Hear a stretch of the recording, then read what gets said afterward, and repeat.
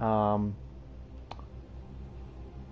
that was not the best. Um, oh, I've got an ad on my own video. Interesting. Um, okay, my internet was disrupted, but here we go. So we've got this character. He's got a hat that almost implies that he maybe is something other than human, and as you learn in the opening cutscene, or we will see in the opening cutscene, that may be more true than we think. This weapon, the saw cleaver, as it's called, very violent looking weapon, and sort of looks hamstrung together, like you've got tape wrapped around the handle, and you've got a switch of some kind that lets you flip that blade. Looks like it's on a rotator. That's not a word, but we'll go with it. And then this gun, super mechanical looking, super like,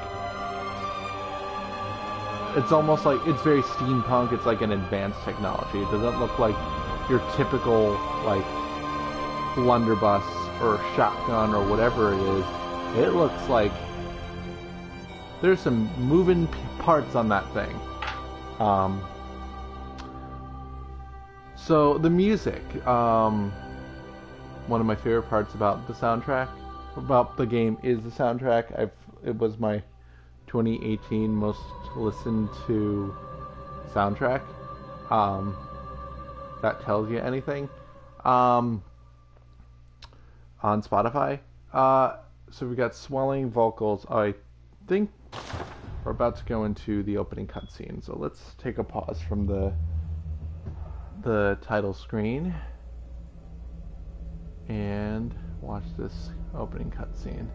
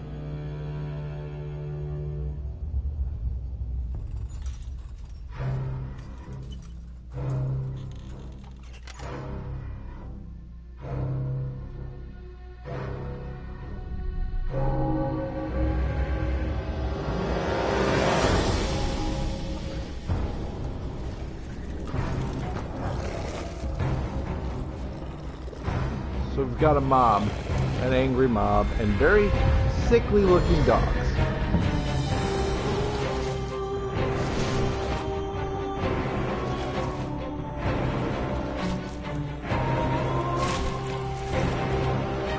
And then we've got a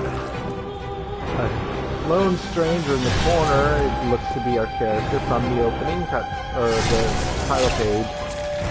He's doing business on this angry mob. They're all dead. He's about to shoot him in the face, and he doesn't look so healthy. Oh boy. And then boom. Bloodborne.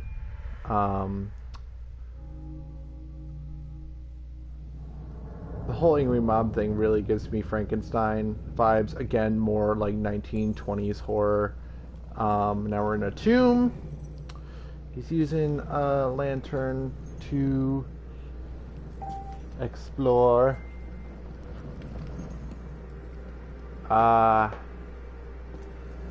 Candles all over the place. A headless statue and a giant monster skull. And it looks like we've got two people. Hello. If you have Twitch, if you don't have Twitch, feel free to sign up and say hi. I don't know who is watching. I know Brandon is about to download Twitch.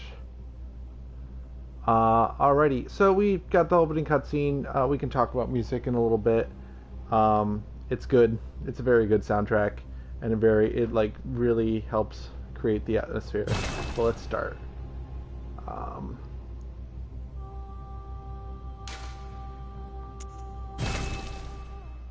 Oh, yeah. Pale blood. Well, you've come to the right place.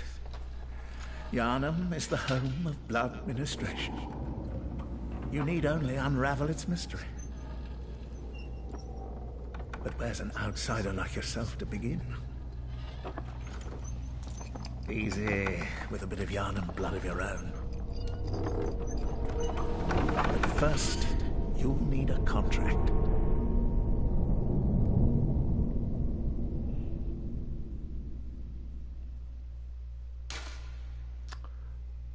So one thing that I always found interesting about Bloodborne is the fact that that new game, you hit the new game screen and it dives right in.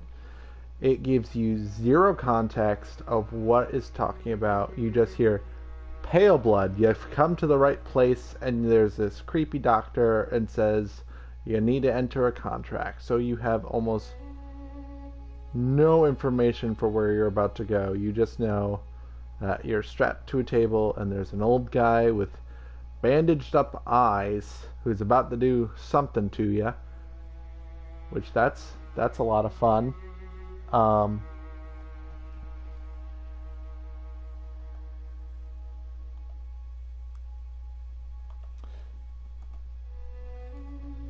Alrighty, so we're gonna create a character. I'm gonna name my character after the main character in the werewolf play that I'm planning. You know, just to do a little bit of role play.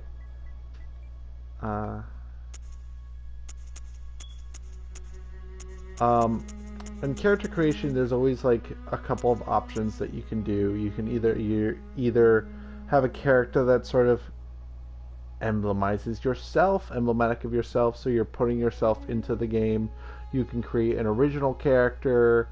You can create a resemblance of an existing character, maybe someone who's already in the game if you've played it before.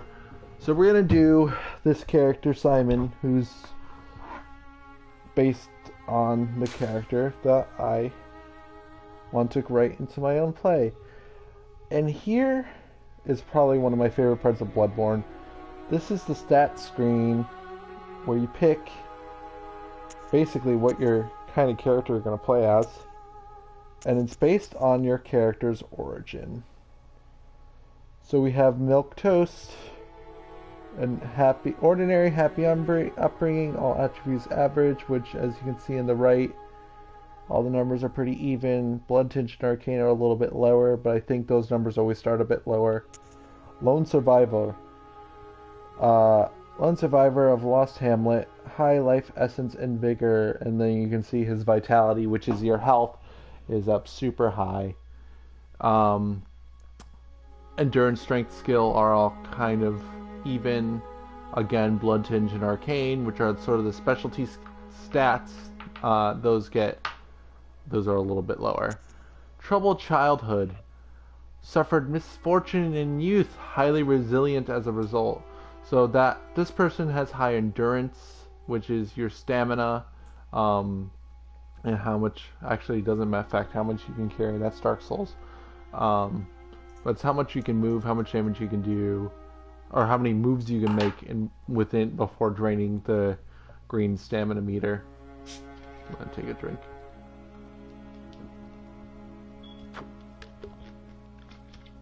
And then we have violent past.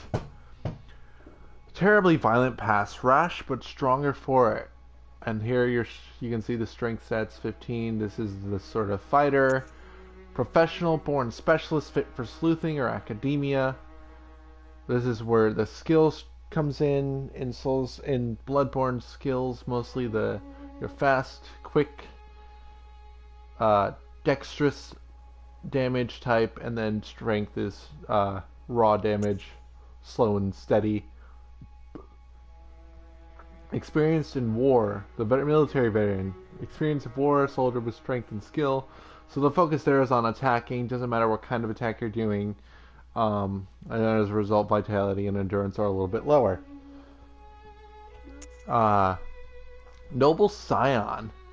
A scion to a respectable line with faith in your pedigree.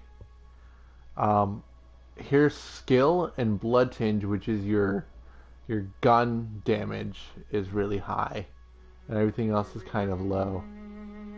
And the Arcane's 9. Cruel Fate. Faced terrible hardship, but now confident in your purpose. This is sort of the magic build. And then Waste of Skin, which is you are nothing, talentless, you shouldn't have been born, which is very harsh, but this is basically sort of a blank slate type. You'll see all these other stats start at level 10, and this is a level 4, so I think we're gonna go with Noble Scion because my other character was sort of a balanced arcane build. I want to try Blood Tinge. I want to try guns in this playthrough just because I haven't done them before.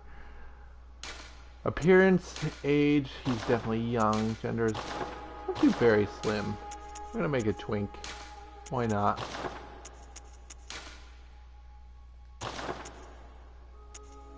That's fine. I want to change the hair.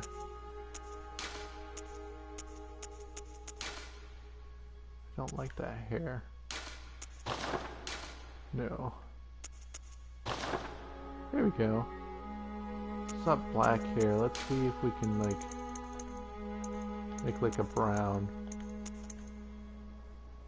Like a dark brown. There we go.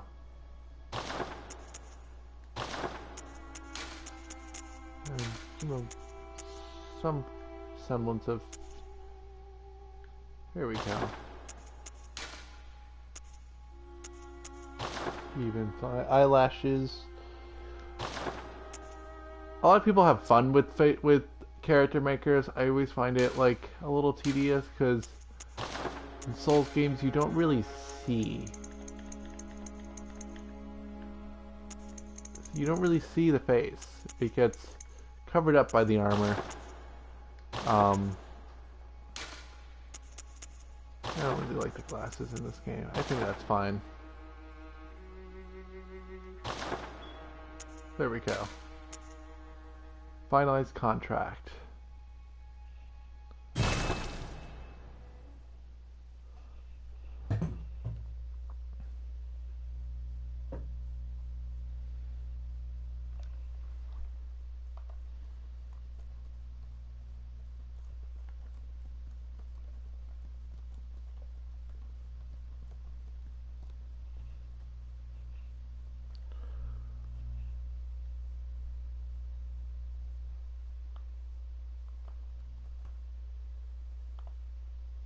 Good. All signed and sealed. Now, let's begin the transfusion. Oh, don't you worry.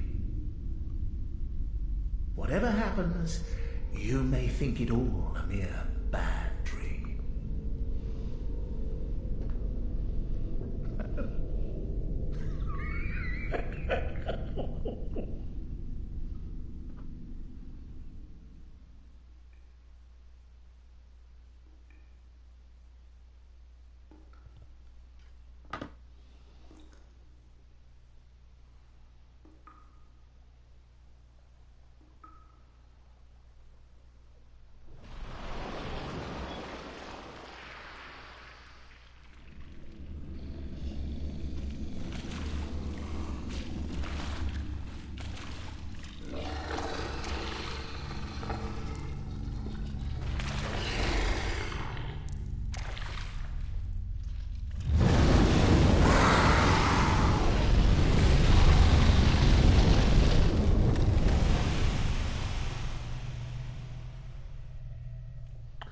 Oh boy.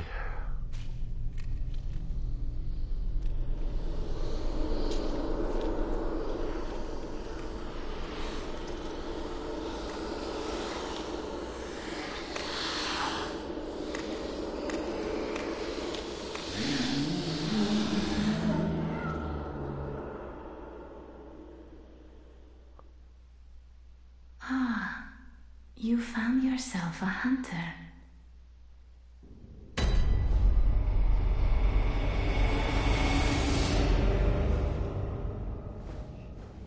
So that was a bit of... That was one hell of a cutscene. I found it weird that you sort of jump into it when you first hit new game, and then you do the character selection, or creation, I should say, and then it jumped right in. And I want to point out the line, "You may think it all a bad dream," and then weird shit just starts happening. You see skinless or rotting werewolf emerge from a pool of blood, and then he catches fire just as he's about to reach you, and then these little zombie creatures start climbing on top of you. Then you hear a woman's voice that says, "Ah, you found a hunter."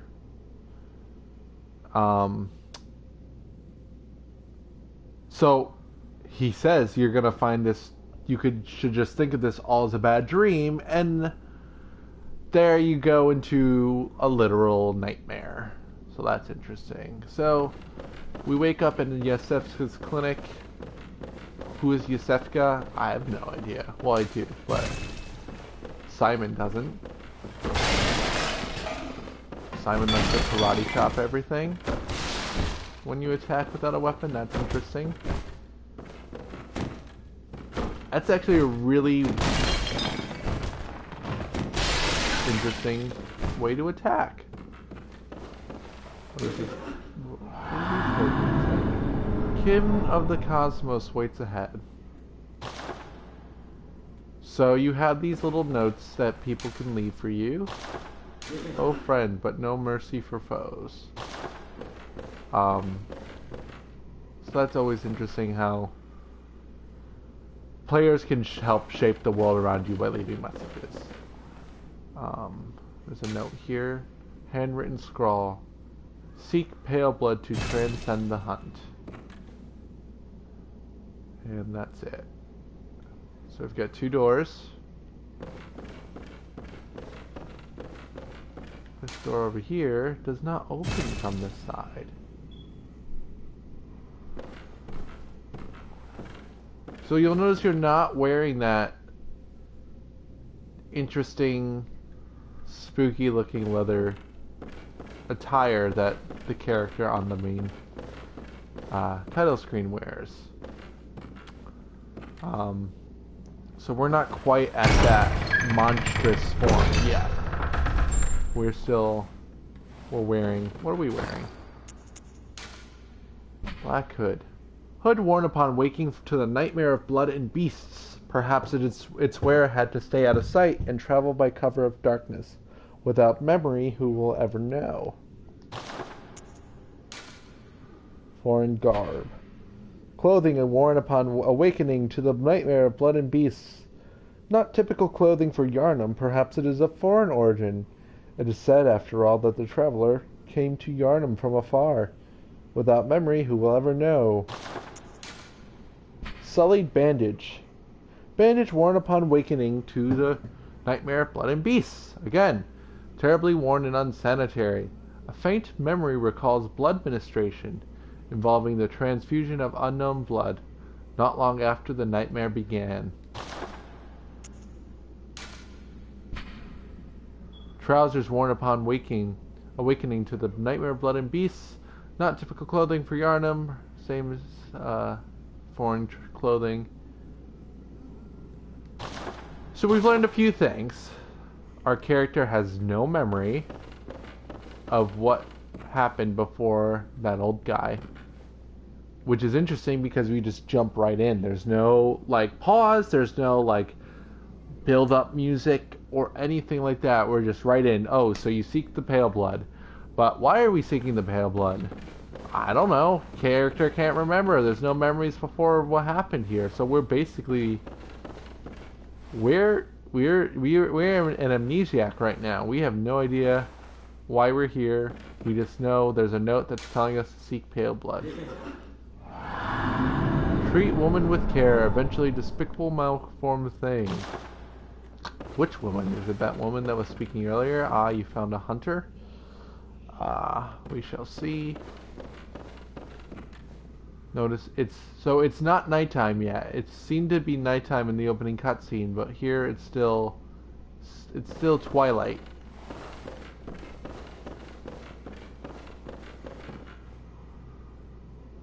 So this is supposed to be a clinic, but it's a really run-down clinic. Look at the floorboards and everything's broken up.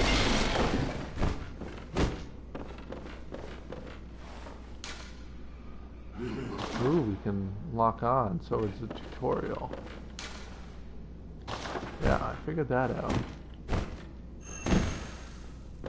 So when he charges up an attack, he grabs. That's an interesting.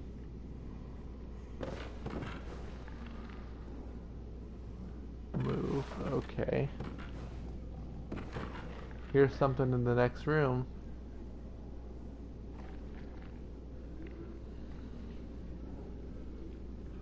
So there's no other way to go, and there's definitely something waiting for us in there. That is what you call terror. There's a monster behind the door, but we haven't opened the door yet. Or we haven't stepped into the room in our case. So we see more. I don't see a monster yet. You see blood puddles, which are different from those little gray puddles.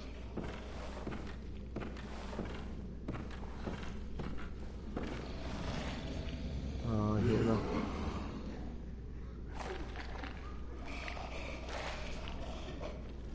So the red puddles are how people died. And over there, the werewolf's chomping on somebody. Is it the same werewolf we saw before? He doesn't look too burnt. Or maybe, yeah, actually he does look burnt. So this is the werewolf we saw before, just showed up out of the ground.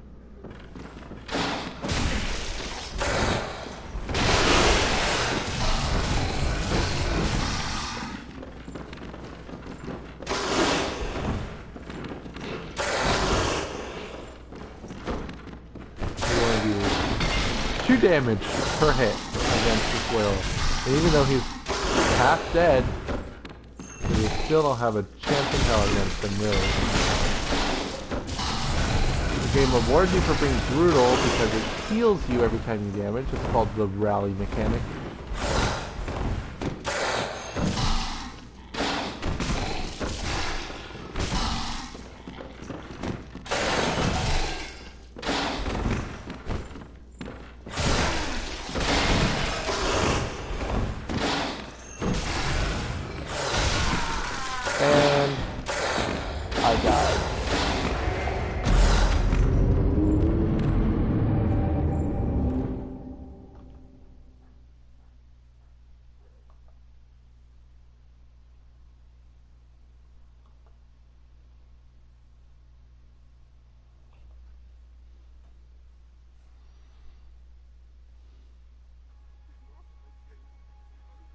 So clearly that was a purposeful death, an intentional death. There's no way you're really supposed to get through that.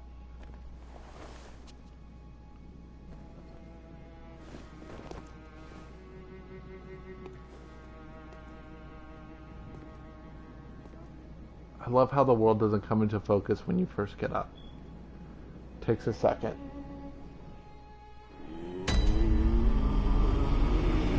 The Hunter's Dream. We've got, right where we're standing, someone.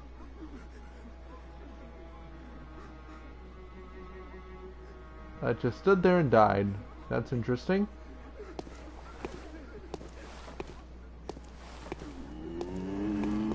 Oh. An abandoned doll. Let's take a closer look. That's interesting. Okay. The messengers offer you a trick weapon. Choose one. Trick weapons are wielded with the right hand and employed in beast hunting. One of the saw cleaver. one of the trick weapons of the workshop commonly used in the hunting business. This saw, effective for drawing the blood of beasts, and transforms into a long cleaver that makes use of centrifugal force. The saw, with its set bloodletting teeth, has become a symbol of the hunt and only grows in effectiveness the more grotesquely transformed the beast. Hunter Axe. One of the trick weapons of the workshop commonly used on the hunt, retains the qualities of an axe but offers a wider palette of attacks by transforming. Boasts a heavy blunt attack leading to high rally potential. No matter their past, beasts are no more than beasts. Some choose this axe to play the part of executioner. And then the threaded cane, one of the trick weapons of this workshop commonly used by hunters on their duties. Sufficiently deadly as a rigid cane, but also serves as a whip with its blade. When its blade is split into many, concealing the weapon inside the cane and flogging the beast with the whip is partly an act of ceremony, an attempt to demonstrate to oneself that the bloodlust of the hunt will never encroach upon the soul. So I used the threaded cane in my first playthrough, so I think I'm going to skip that, and I've used the Hunter Axe before on my abandoned second playthrough. So I think I'm going to try the Saw Cleaver for the first time.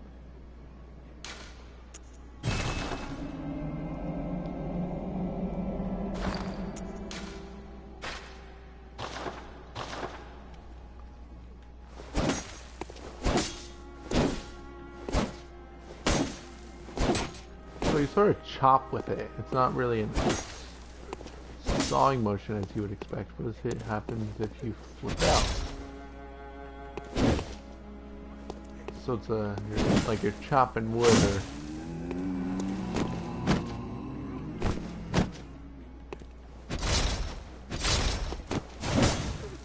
So heavy swings wide. Okay.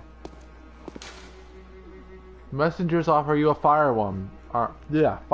Choose one. Firearms are wielded with the left hand and employed in beast hunting. Hunter pistol. Pistol made at the workshop for hunters stalking beasts. Hunter firearms are specially crafted to employ quicksilver bullets fused with the wielder's own blood, boosting damage against beasts. The pistol is a quicker draw than the blunderbuss, allowing for speedier responses to attacks. A blunderbuss created at the workshop for the hunter's line of work. Hunter firearms are specially crafted to employ quicksilver bullets fused with the wielder's own blood, boosting damage against beasts. The impact of this highly effective weapon counters beasts' swift movement, and its widespread is nigh on guaranteed to hit the mark. Look at the stats. So it looks like Hunter Pistol does more damage, and I want this to be a blood tinge focused, so a gun focused build. I'm going to go with Hunter Pistol.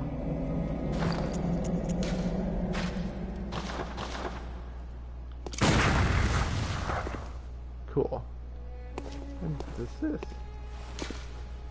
A notebook received from the messengers. Leave messages with these loyal servants to share them with the hunters in other worlds. So they've led up these steps to this building and wonder what's inside. Closed. But you led me all the way here. Alright, so we'll go around. See what this guy has to say. Treat woman with care. But it's a doll, that's not a woman. Hello, little guy. Trade in blood echoes with messengers to buy and sell items. So we don't have any blood echoes, apparently. Blood vial. Special blood used administration restores HP. Once a patient has had their blood administered, a unique but common treatment in Yarnum, successive infusions recall the first and are the more invigorating for it. No surprise that most of Yarnamites are heavy users of blood. So, we're drinking blood. That's the healing item, apparently. Quicksilver bullets. Special bullets used to hunt beasts. Ordinary bullets. Special bullets used with hunter firearms. Ordinary bullets have no effect on beasts, and so quicksilver bullets fused with the wielder's own blood must be employed. The strength of the quicksilver bullet depends greatly upon the wielder's blood tinge. Molotov cocktail. Explodes in raging flames when thrown against an object. One of the world's oldest hunter tools in the workshop. Since the tragedy that struck old Yarnum, fire has become a staple in beast hunts and is thought to cleanse impurity. Certain types of beasts have an abnormal fear of flame. Pebble. Small pebbles found throughout Yarnum can be thrown at foes. Quite thrilling. I love that description. So, the hunting of beasts in this world is very ritualistic. There's an addiction to blood. I guess there's a special blood here in this world that can heal you, apparently. Perhaps our character came to be healed because we knew he wanted pale blood. That's what he was asking for before he even entered the contract with that doctor. Why he needed pale blood, who knows? Perhaps there's something up here. Holy chalice is required to conduct the ritual. Temple blood gems. Holy chalice is required. Holy chalice. Holy chalice. Holy chalice. A short ritual root chalice. Okay. And there's no way to enter this building.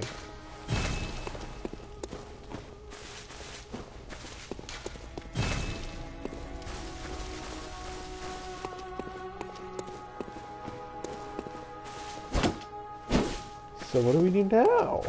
Let's walk around here.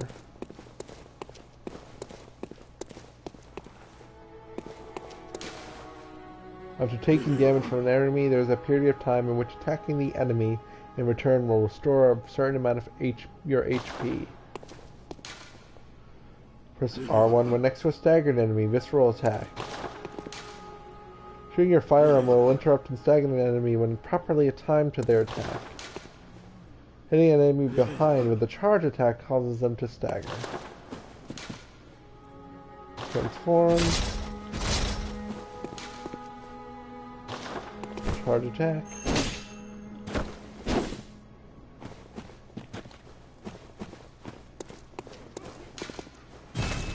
Can't open this gate.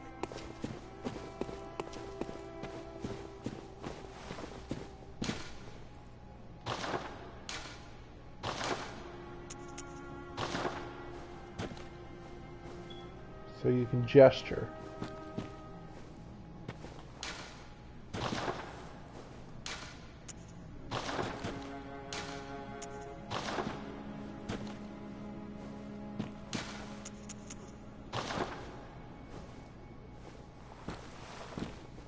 Interesting.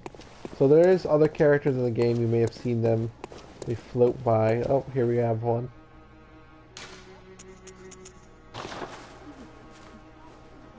And they disappeared. Perhaps they supposed.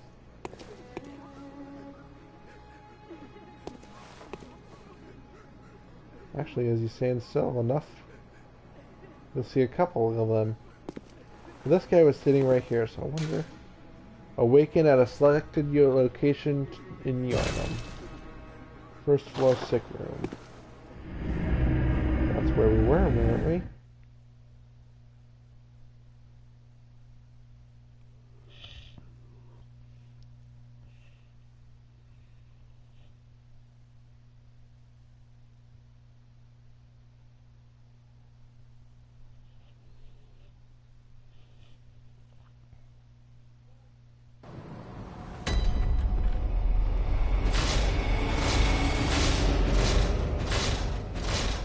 Alrighty.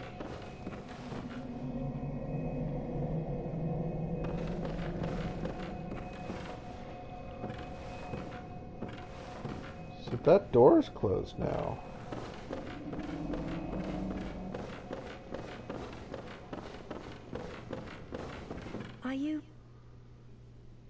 hunt. Then I'm very sorry, but I cannot open this door. I am Yosefka. The patients here in my clinic must not be exposed to infection. I know that you hunt for us, for our town, but I'm sorry.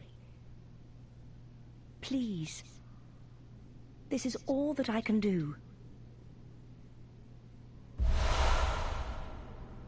Now, go. And good hunting. So, that was Yosefka. This is her clinic. We woke up in her clinic. A couple of questions come to mind. Who was that old guy, and why was he treating us in Yosefka's clinic? That voice was not the woman's voice that we heard when that said, "Oh, you found a hunter," so whose voice was that?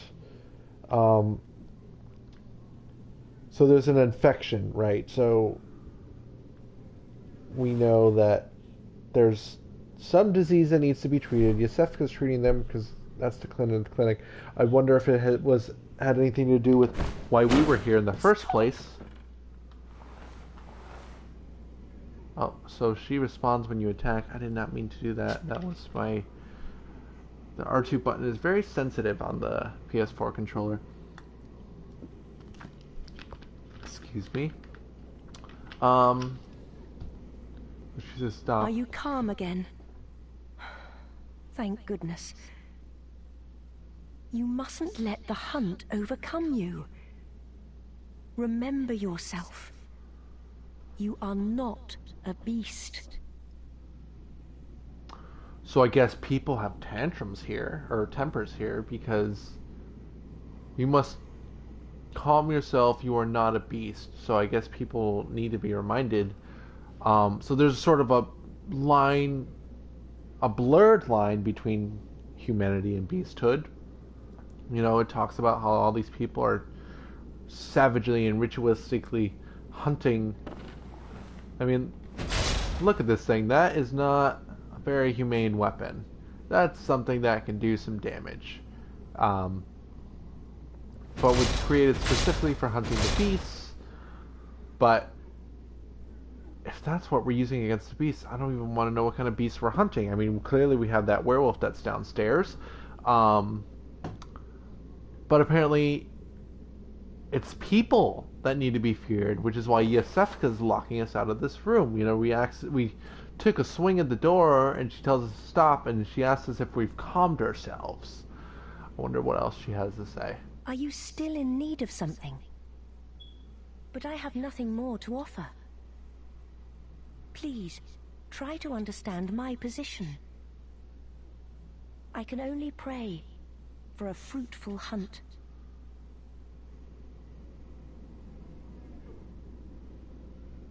Try to understand her position. Right. I can only pray for a fruitful hunt. So the question is, what is a fruitful hunt? I imagine it would be killing of the beasts, but apparently there's a blurring of the line between man and beast. So what does that mean? What does a fruitful hunt mean? Here we have acquire blood echoes. So apparently we had blood echoes before. Now we have weapons with which we can fight this monster. There we go. That did the job. And we got a new item, Bloodstone Shard. Oh, we have a few items. Select this new one. A solid shard that forms in cold blood. After death, a substance in the blood hardens that which does not crystallize is called a bloodstone. At the workshop, those bloodstones are embedded in weapons to fortify them.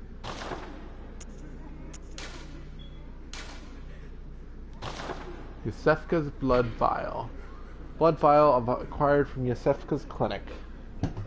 This refined blood, highly invigorating, restores a larger amount of HP. The product of a slow and careful refinement process, this rare blood vial appears to be a clinic original. So Yosefka's using special blood. She's making a special kind of blood to help heal whoever's the sickness that is within there. So that's interesting. We've got Hunter's Mark, dangling an upside-down rune etched in one's mind. Symbol of a hunter. By focusing on all one's thoughts on this rune, a hunter loses all blood echoes, but awakens afresh as if it were all just a bad dream. So again, we have this whole, just imagine it all a bad dream. So which makes me question how much of this is in reality. Because this world continues to be a nightmare. And again, we went to a place called the Hunter's Dream. So which is the dream? Is the hunt the dream? Is the Hunter's Dream a dream within a dream? Maybe we're dead, as Hamlet likes to say, but in that sleep of death what dreams may come. Who knows? Notebook. Messengers are inhabitants of the dream who revere brave hunters. Use them to send messages to other worlds. Leave notes with the messengers and read the notes. Leave notes with messengers and read the notes left to messengers in other worlds, and rate notes to reach out to hunters across planes of existence. Online use only, cannot be used that time. I am offline. So these little creatures are called messengers. Alright. Wondrous feasting and oh tastiness.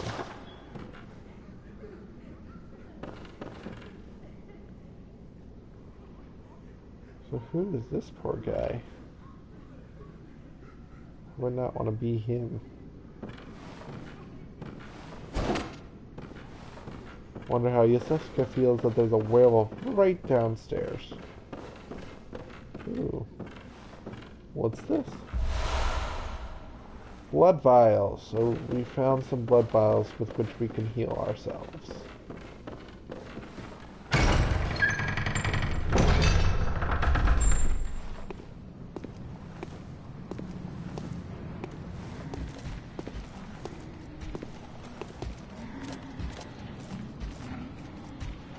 So we're in a cemetery.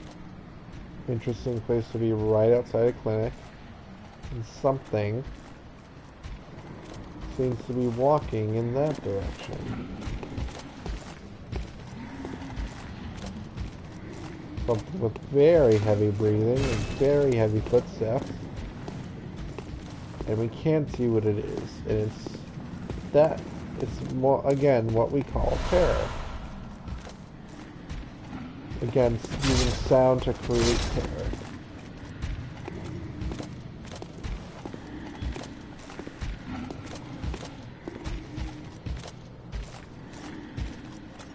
Alright.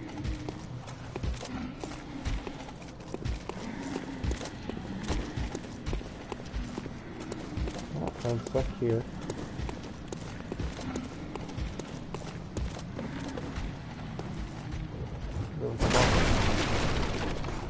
We have a coffin with nothing inside.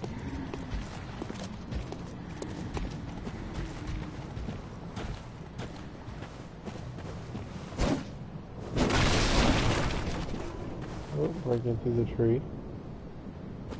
Alright, nothing over here. We've got two gates, one to our left, one to our right. One to the right brings us closer to the footsteps, but closed by a device.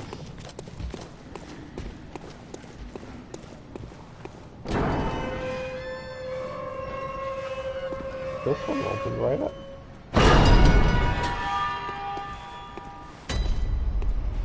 It brought us straight to Central Yarno. And you can see seems to be one of those mobsters that we saw in the opening cutscene up there.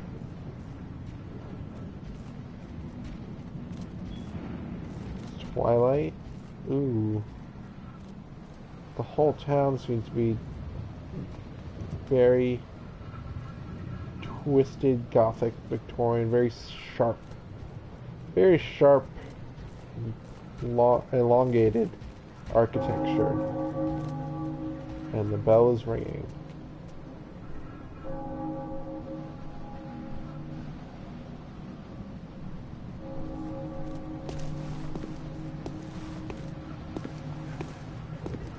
It makes you wonder what is up there.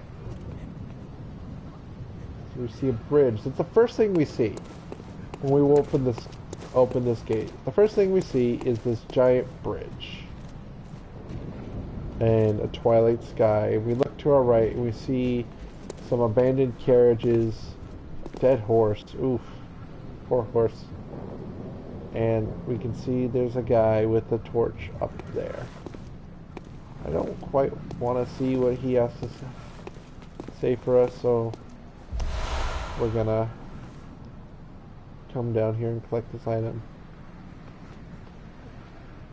So we seem to be in two different distinct areas. We've got an area over there. Buildings are very white and bright and closed off, and there's a bridge that leads to this area, and I guess down there, not quite a river. Kind of looks like the LA River in terms of it looks like sludge down there.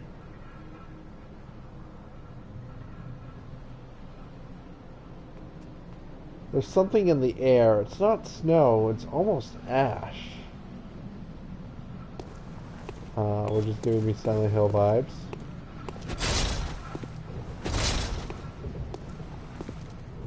So let's see what this guy has to say for us. And he's attacking us. He wants us to die. Okay. Sir.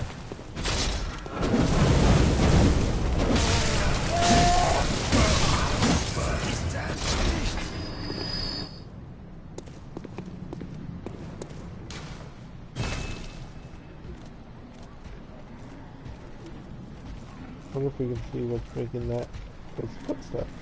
Oh, I see something back there. Can't quite see it, but you know something's moving around. Oh, that is a big guy. He's got a big old scythe-looking thing. Alright, so abandoned carriage. Got... looks like a ladder. And a skip. Oh, someone missed a tree.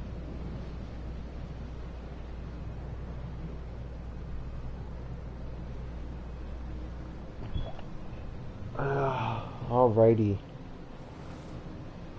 So, looks like we're going to be climbing up that building, but before we do, we've got an item right here.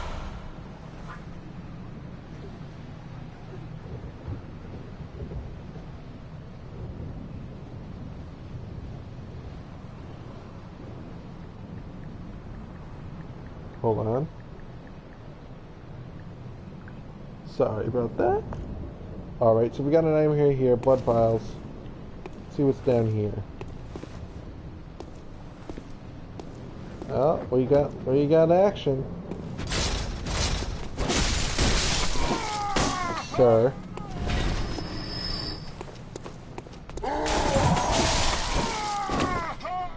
don't know how I didn't get hit, but I did that.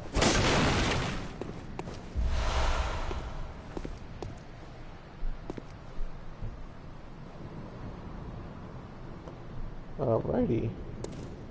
We've got Molotov cocktails, as we saw in that little shop.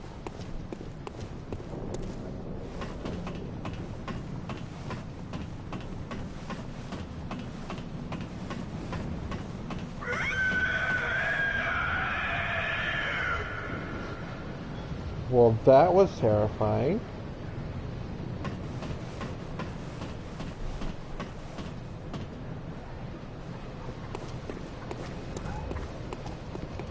We've got a lamp.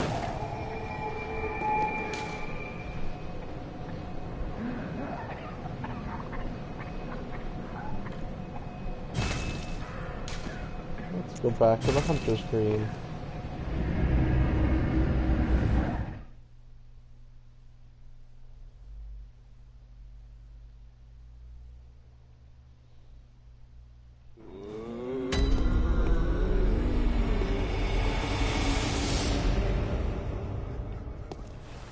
And now the building is open.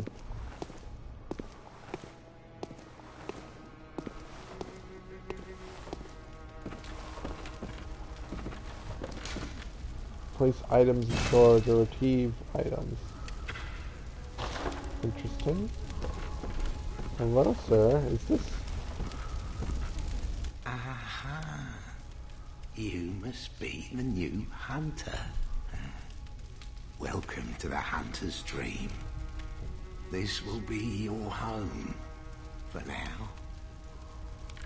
I am... Gammon. Friend to you hunters. You're sure to be in a fine haze about now, but don't think too hard about all of this. Just go out and kill a few beasts. It's for your Hi, own good. Susan! You know, it's just what hunters do. I'm just meeting this old man who's telling me to go kill animals. Actually, no, he's telling me to go kill werewolves. But, he's a creepy old dude in a wheelchair in a building that was locked up until just now. This was once a safe haven for hunters. A workshop where hunters used blood to enhance their weapons and flesh. That's We creepy. don't have as many tools as we once I'm not did, gonna but kill any animals. You're welcome to use Unless they try to whatever kill you me first. find. I think that's the rules of this game. There's some ugly looking werewolves that want to kill me, and also some townspeople that are starting to turn into werewolves, apparently.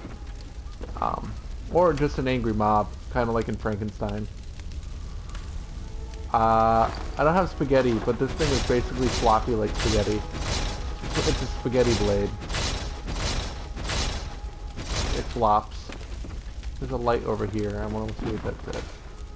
To escape this dreadful hunter's nightmare, help the source of the spreading scourge of beasts, lest the night carry on forever. Okay.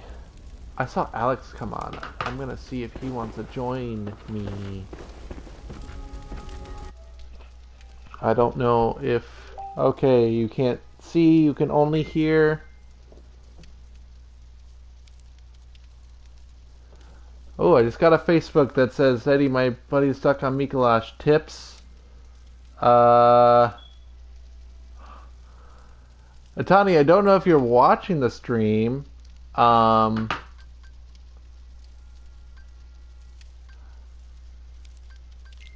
on.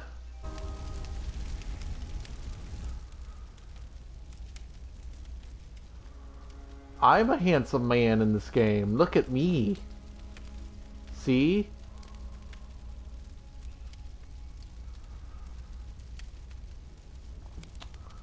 And we are gonna invite Alex to the party.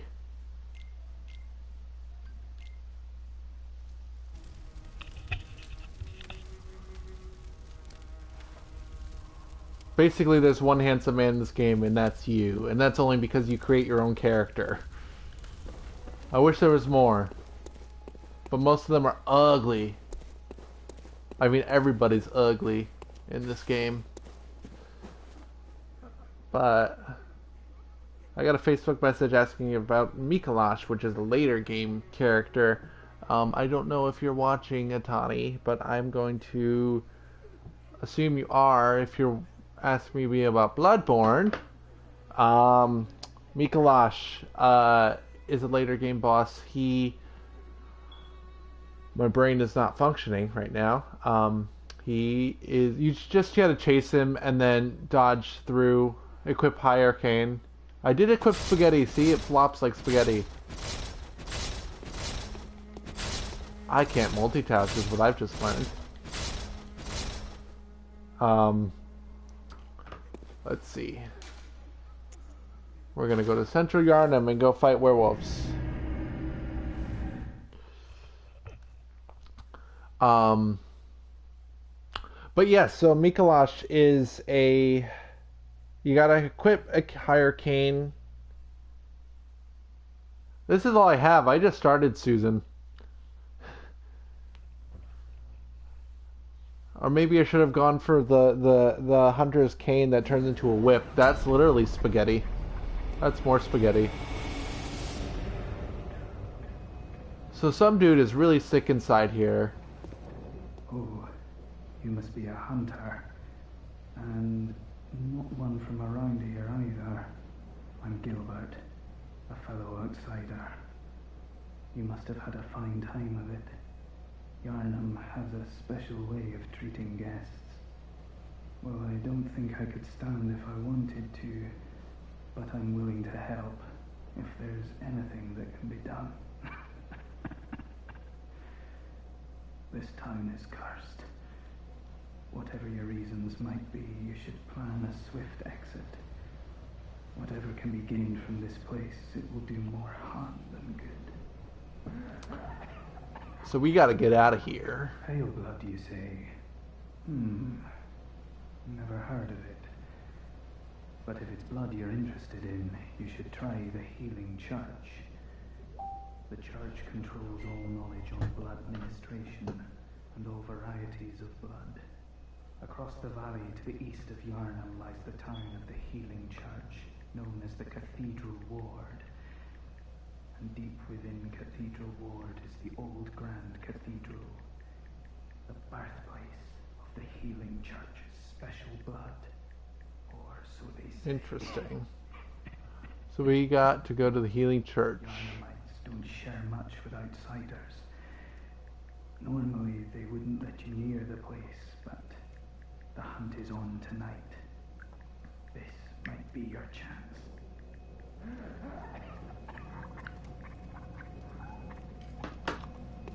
So we gotta get to the Healing Church somehow, wherever that is. What's in here? Does not open from the side. Alright. Let's go somehow. We gotta hunt beasts, and we gotta find the Healing Church. And we have a pebble.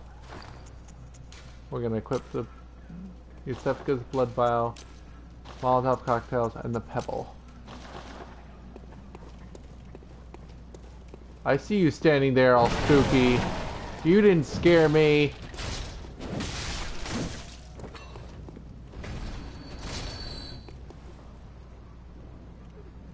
No, it's not. It's not a comforting game at all. It's a scary game.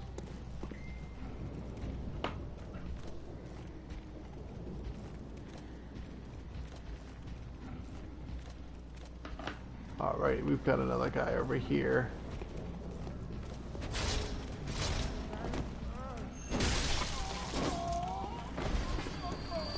Oh, you're pretty.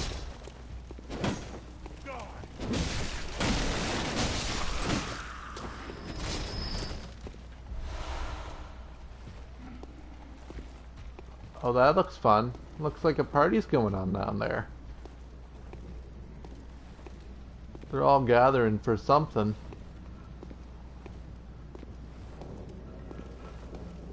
I want to see what's going on back here.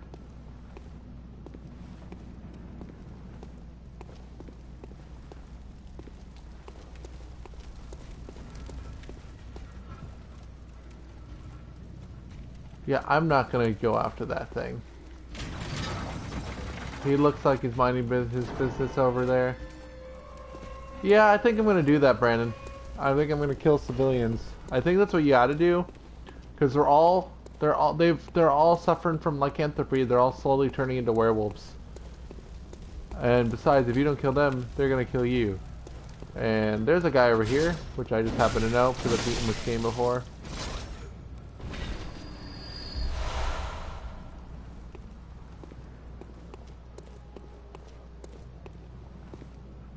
And there's an item, but... Oh, hello, sir. What you doing over there? Talking to yourself, huh?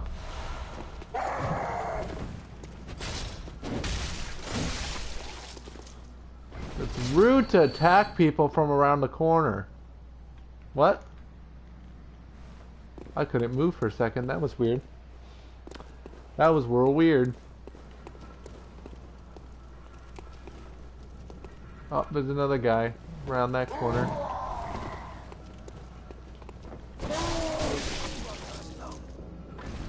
Oh!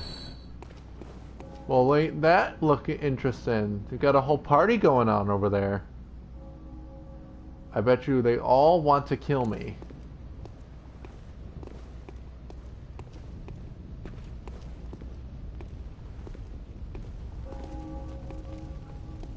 Oh, they see me. They're coming.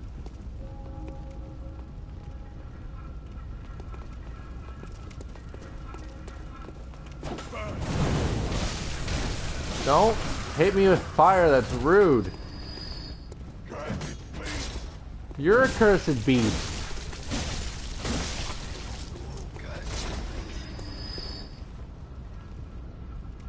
So it looks like they think that I am a werewolf, even though they are all the werewolves.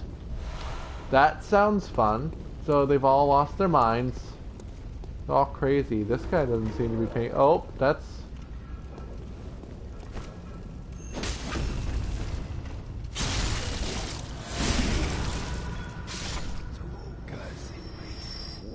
Did I just stick my hand inside him, like bare hand? Can't get that. That's not comforting in the least.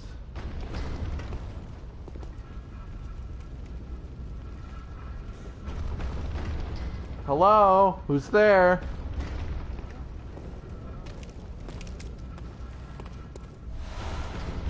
No thank you. Bad doggy.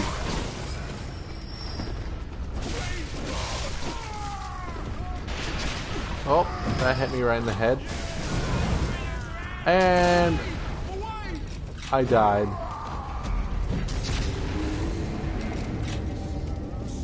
Read you math. 2 plus 2 equals 7.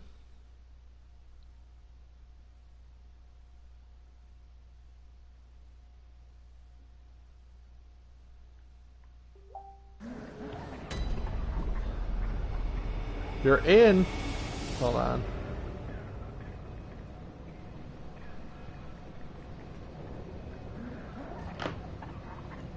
Oopsie daisy. Alright.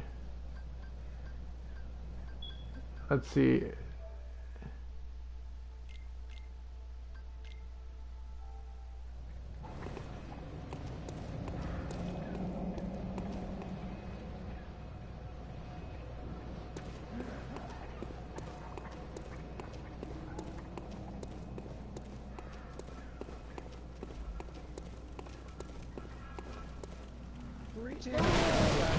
Hello. I am, let me see if I can, hold on, let me do something real quick. Okay.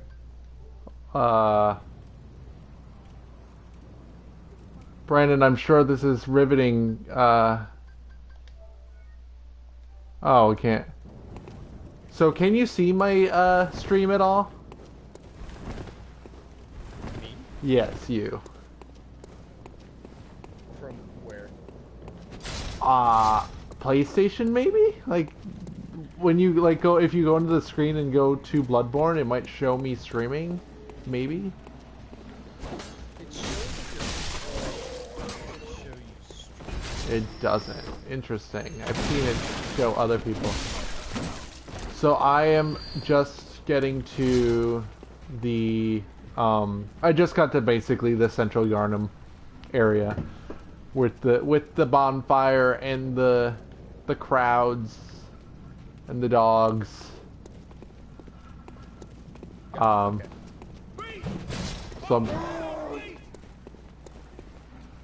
can you see the game? Sorry, Brandon. My friend Brandon is watching, and he said I can see the game. I wonder if it's I can or can't. Can you see it now, Susan? He's commenting on his phone, so he may take a second to respond. Anyways, alrighty. Alright, so I'll head to Central Yard. I don't have any insight yet. Hold on. Okay.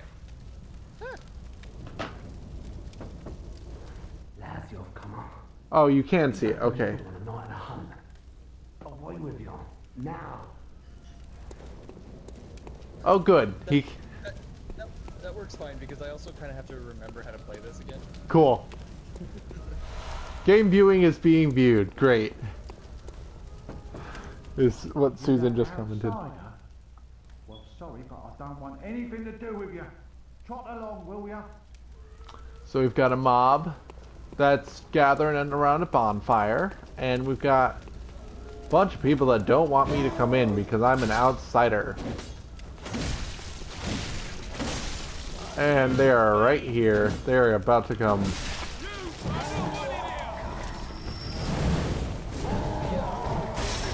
I find about that beginning.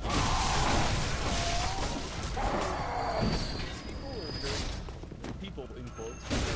Yeah. They don't look human, like they themselves, all the people are inside on the night of the Yep. and so these people who, like, if you get a look at their bodies, Yeah, they're. already started to change into beasts. Yeah, their faces are very like.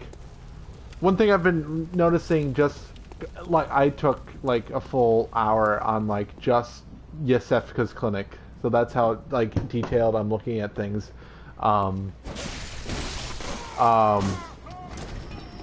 But Yesefka's clinic is supposed to be like a 5 minute jaunt, and I took like an hour looking at everything. I don't need to go up there.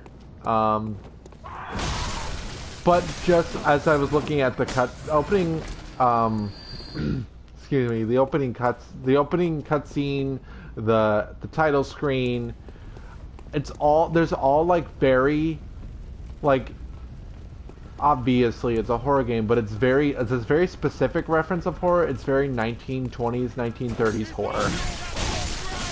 It's like, it looks like we're talking like Frankenstein's monster.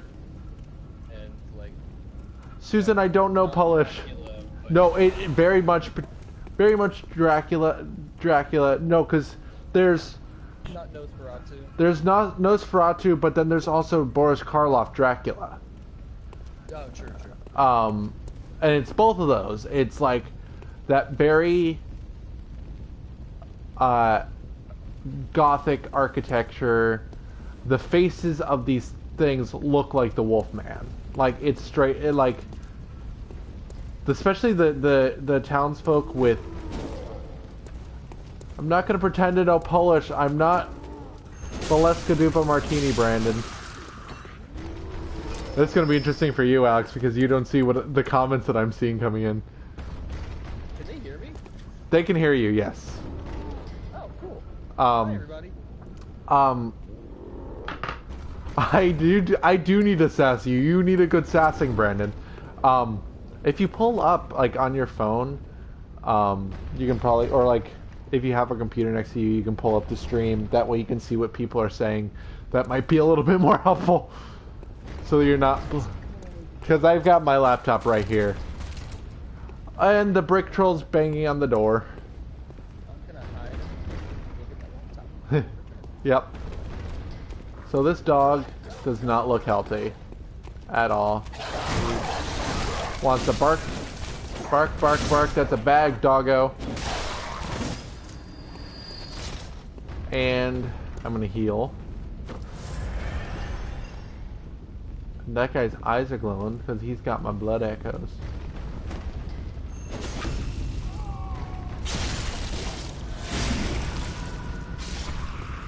So, yeah, that is literally sticking your hand into the person's back.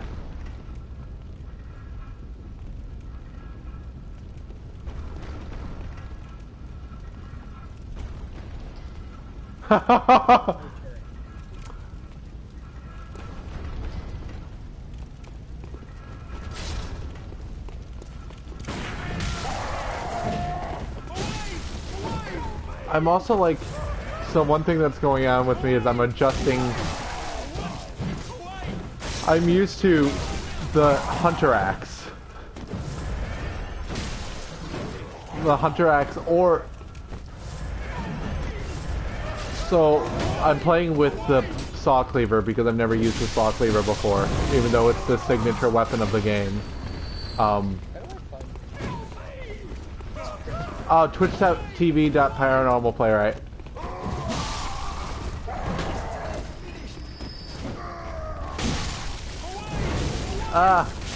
No.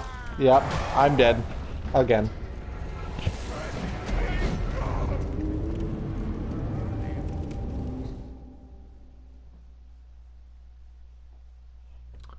R.I.P. Thank you for being here, Susan.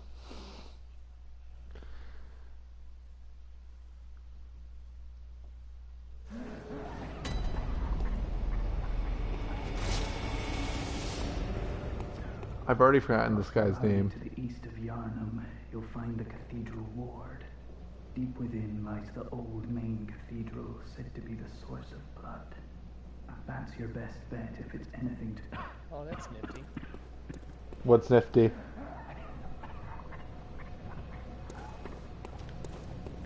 It's just like watching you while also playing the game. Yeah, sure, Brandon.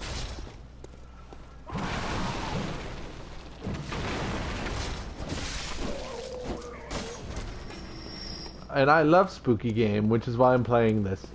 So Brandon, what you missed is that I'm writing a play about aliens, and I'm also writing another play about a grinder hookup with a werewolf, which is why I'm playing a werewolf game.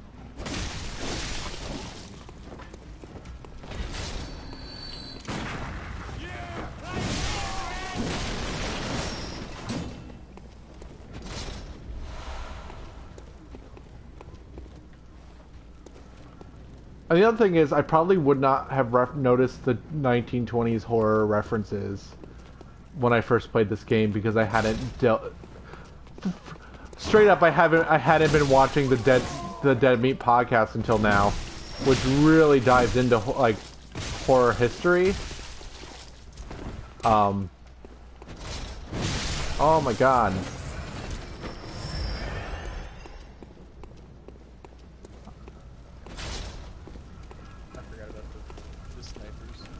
Oh, the snipers are the worst part about this first area. Oh my god, Amanda. Oh no. Amanda fell asleep, Brandon. Should we shame her?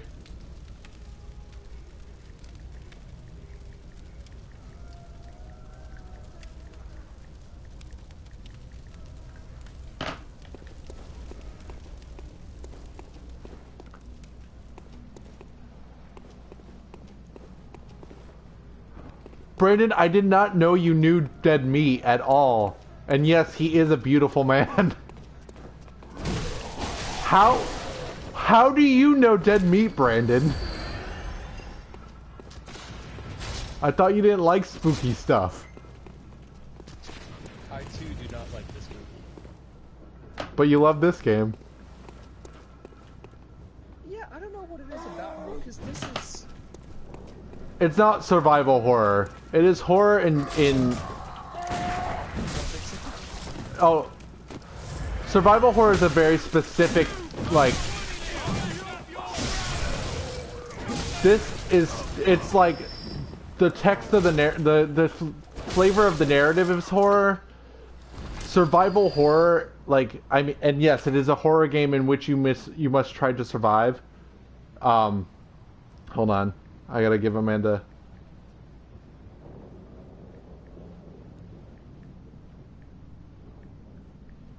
Yeah, I know what you're saying. Yeah. Just kind of... Yeah, this is... I see what you're saying. TV. Amanda! She's like, oh, I'm so sorry. I like dying, that's why I always write death. That's fair, Brandon. That's very on brand for you.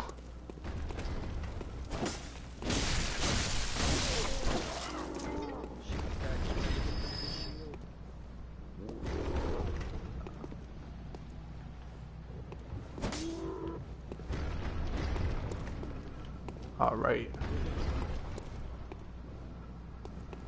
So I do doggo or do I do sniper?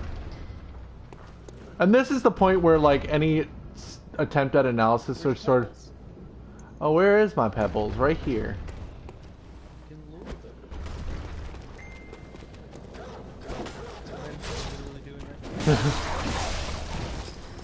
Hold on, Amanda's saying something.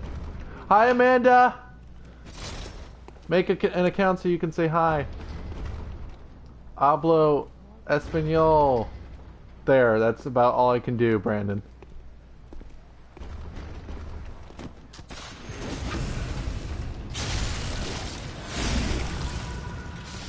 So I just noticed, and I don't think I've, like, this does this for any other weapon, because it definitely doesn't do it for Tonitrus. When you do a, what's it called? The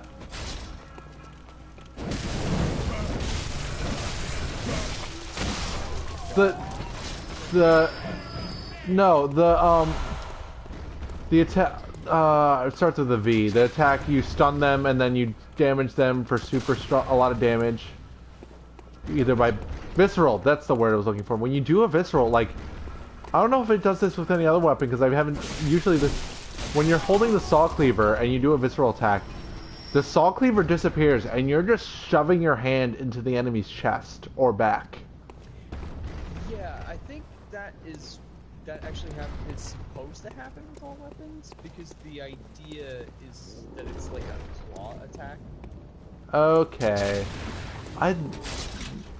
Cause like, which makes more sense than what I was thinking was happening, because like, for example, Tonitrus is a giant ball. The Tonitrus is a giant electrical ball, and there's those piggies in the late game, and you do a visceral attack on the piggies, and what you're essentially doing is shoving a giant ball up a pig's ass. I'm sorry if my mother is watching. It's your hand. You would always shove it probably like to the elbow or like bicep or shoulder. Yeah, I'm not comforted at all. I would have much rather it be the electric ball. Either or, that's not a pretty image. I now have 3,000 blood echoes, and I have 4 blood vials. I don't know how to get back, because there's still a crowd that's lingering. There's still a lingering crowd of people in between me and the... It's taking everything you need to not make friends. Zombie.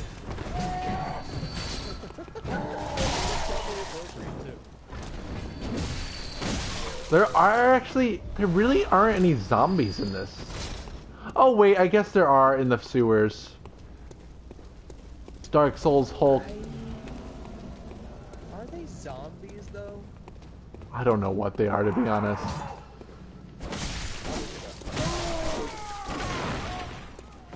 Amanda, make an account and say hi. Right now it's just Susan. Susan's feeling lonely. There's 5 people watching. 4 people watching. We were up to 6. We set a record. Record numbers to start. Yeah. All right. Let's buy some blood vials so we can at least do some healing.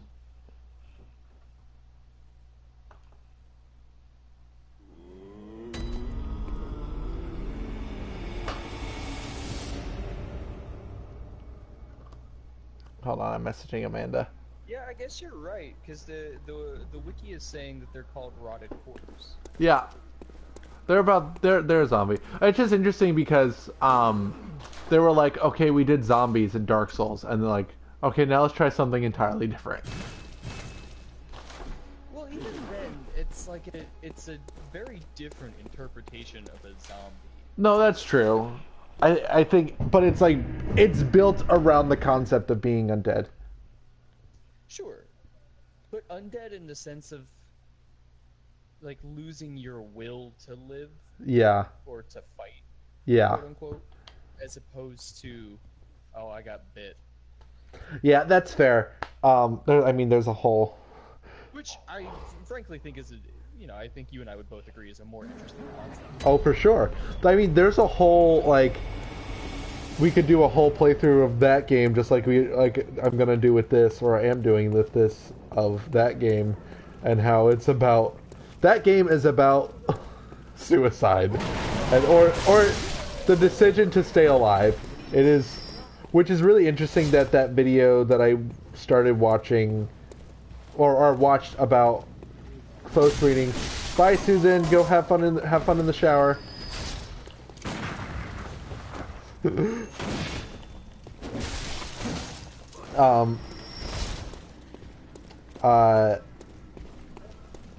What was I saying? Words are hard. I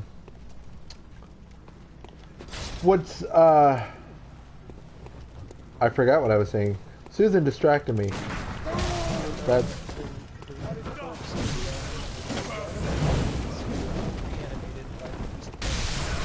interesting. Who invited you to the party? That was so dumb. That was poorly played.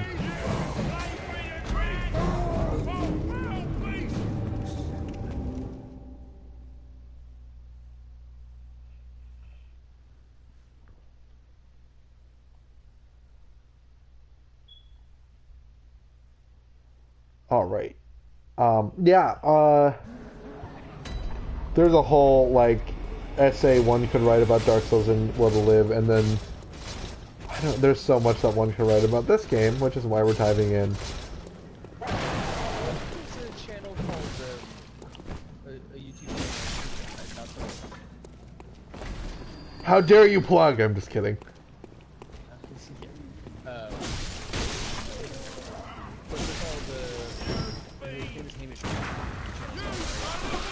Yeah. And I think he has one where he talks about one of the major differences between Dark Souls and Dark Souls 2 is the fact that Dark Souls 2, and why he's not as hardcore, because in Dark Souls 2, everyone, like, relishes, like, oh, you're gonna die, it's gonna be terrible, and you're gonna hate every second of it, you're gonna love every second of it. Whereas in the first game, everyone wants you to succeed. And yep. It's like that encouragement of the NPCs that makes that game. I mean, it's also like, too, like, there isn't much in terms of NPCs in Dark Souls 2. Yeah. I mean, if I'm going to a pure subjective. There's Emerald Herald. And that's about it.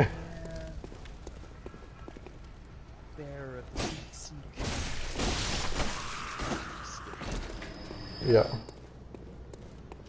Yeah, there's really nobody to talk to. Well, it's okay. Except for a cat. I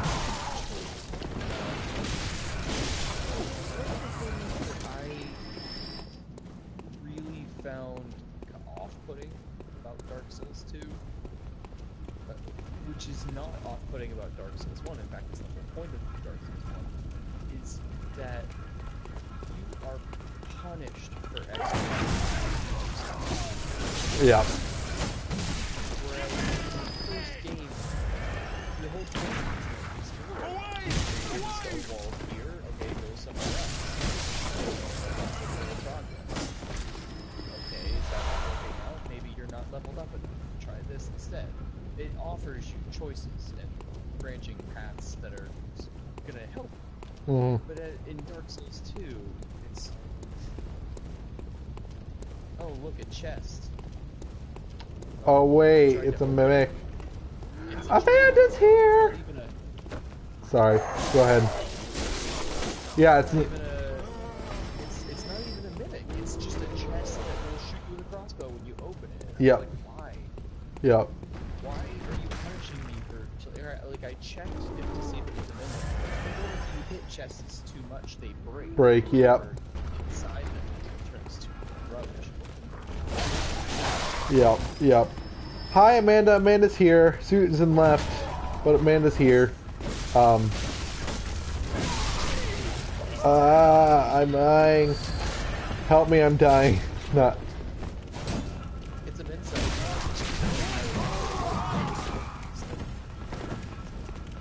I don't have an insight.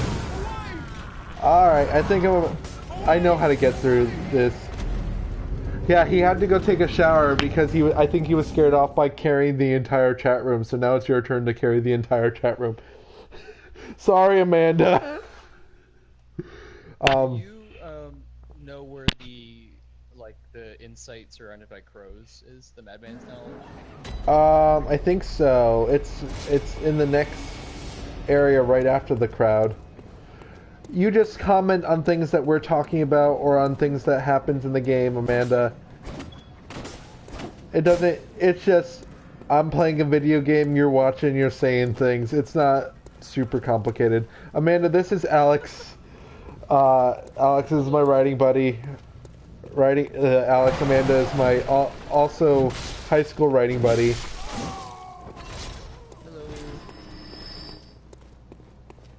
She may end up joining our... Yeah, that's pretty much it. Yeah, when you hang out at my house. And we were playing video games. In fact, oh yeah, this was I showed you this game when you hung out at my house. Theoretically, we're going to do some sort of analysis, like intellectual analysis while we're playing, but that gets a little difficult when the game is hard.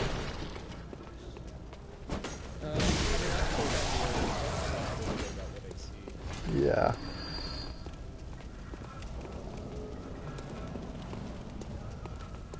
Have you talked any bit about these faceless statues? No. What statues? Yeah, so in Yharnam, like everywhere, like the sculptures, you're gonna see them. Oh, the headless statues or faceless? They've got heads. I guess they're not technically faceless. I can kind of see it from a weird angle, but it's like, yeah, it's actually about where you are right now. Okay.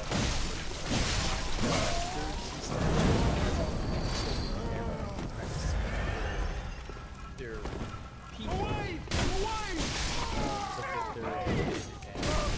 They've got face masks.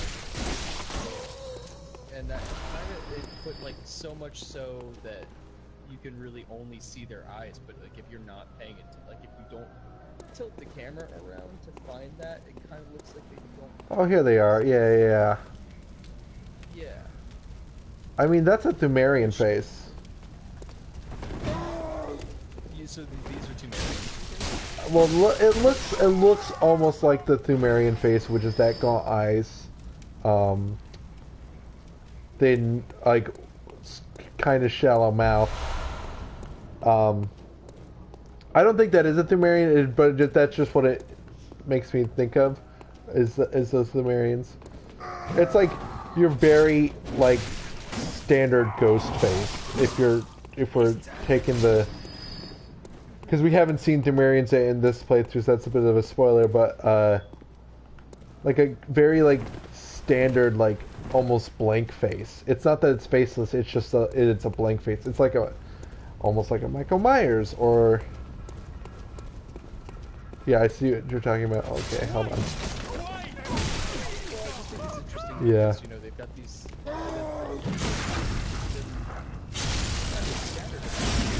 Yeah. And all these candles on them.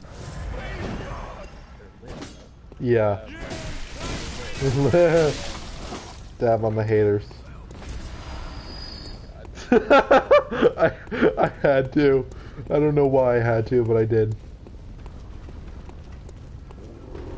But there's a lot of restrictions about how, and even you'll hear it throughout the game about the talk of ingesting blood, and how Yharnamites talk about, in some places, blood became more potent than Alcohol? Yeah. So people drink blood because it was better than alcohol. But then everybody's so, you think of like it's called the Beast Plague, right? Yep. So now you've got these statues around people who have their faces covered so that the blood can't get anywhere near their mouths. Like to the point where they can barely see. And they've got statues of that just about the streets. It's really interesting. And that mounds of fresh graves. Yeah, well, that's one of the things that I noticed. It's a bit of an unfortunate thing to be right outside of a clinic, but the second you step out of Yesessa's clinic, you step into a graveyard. Yeah. Absolutely. The reason why I brought up... Sorry, go ahead. But the reason why I brought up a headless statue is that's like... So I spent some time looking at the, what do you call it? The opening cutscene, which was basically the E3 trailer, I believe. Yeah. And right at the end, where you see what is eventually revealed to be Lawrence's skull, you see it. It first pans down from a headless statue, which is interesting because you're looking at Lawrence's skull. All right, we're gonna see what these people have to say. I don't reckon you're from round here. Well, stuck outside on a night of the hunt. Oh, you poor, poor thing. Okay, so there's a bunch of crazy women laughing in there. Interesting. Oh, I think I found the Madman's Knowledge.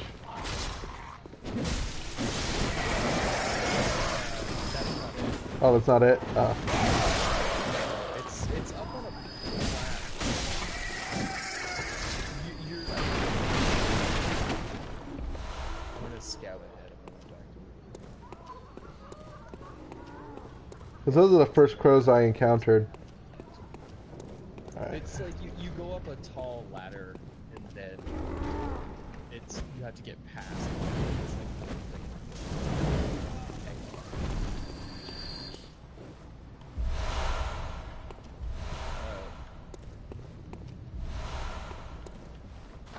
yeah, and I mean the people being inside the house and like it's almost strange how everybody sneers at you. I mean, it goes with the themes of this game. You know, that people it's like isolation and almost like xenophobia. Yeah. Yeah, no. Everyone is like, oh god, you're not from around here, but oh, you're gonna die and we're gonna eat it up. Oh, and you're a hunter too? Oh, you're gonna die a lot. Everybody like kind of revels in that. Because they're inside. Yeah, so I'm about to go out on a limb here. And I'm definitely not saying this is at all what Hidetaka Miyazaki was intending.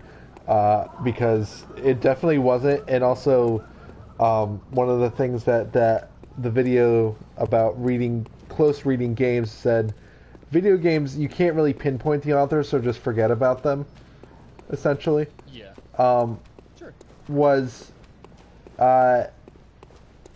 so, we've got a blood disease. We've got people closing themselves off to what they think is the disease, right? But they're partaking in rituals and things that in other, like in our world, would be like, well, pretty much monstrous. Yeah, monstrous, but also like, think about like IRL vampire culture. It's like, it's like, I forget the word, but like sacrilegious and like also not the word I'm looking for, but like idolatrous, like pure idolatry, right? And I'm like, this is almost like, so here's a metaphor. This is what the metaphor that I'm trying to get at, and I didn't get there the way I was as succinctly as I meant to. While as I'm being viciously attacked, hold on. Alright, I'm dead, so I can go into... So the Beast Plague,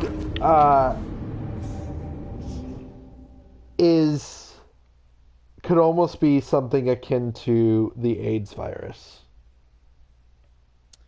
Yeah. Which is so we're looking at this play through. We're looking at this game through the lens of I'm writing a play about a grinder hookup with a werewolf, essentially. Which is why I'm going in that direction. My brain is going in that direction with this. Yeah, continue. I know how to get you. Get to that. I mean, were I not actively trying to play the game at the same time, I'd probably be able to get there. Or if I was just writing it, I'd probably be able to get there. But basically, like, you know, it's a combination of religious shame, because we're already at this point in this game. We're hearing about this healing church that holds all the special kinds of blood, but has locked themselves away from the rest of the world because they don't want to share this blood. That's not quite where I'm going.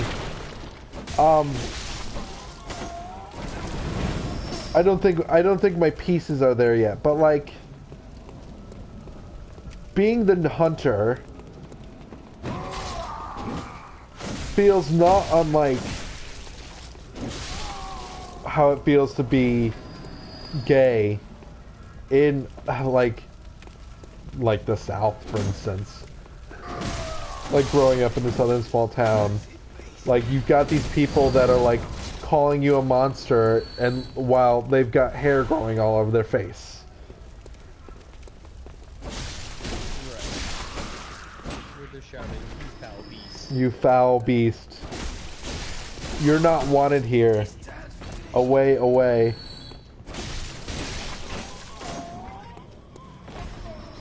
Alright, we're gonna run past this squad. Squad!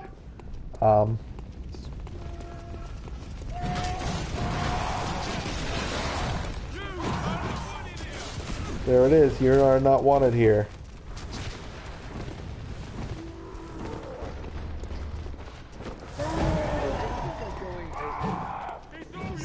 Talking about diseases of blood that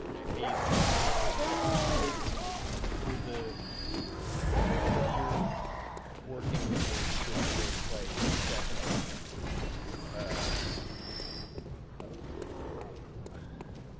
I was about to say like a shining example, but that felt weird to say. It's just like a really distinct example of that metaphor. Yeah. I think... For sure. Yeah. And in addition, you know, talking about blood diseases, and talking about, you know, necessarily the... I hesitate to say time period, but like the clear indication of the time period, and talking about the horror references that you were talking about in the Beat podcast, and looking at those references, because it's very clear that it's references to Stoker and Shelley, designs for horror. Thing at the time that was hugely emblematic of that very horrifying show. Yes, true.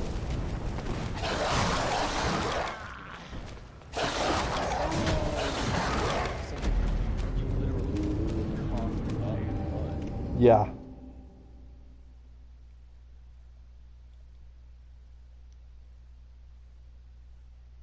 Yeah, But I also think, in addition, that was a weird tangent that I took a long time. No. To, but I think also in, you know, pushing further towards your point about AIDS. Yeah.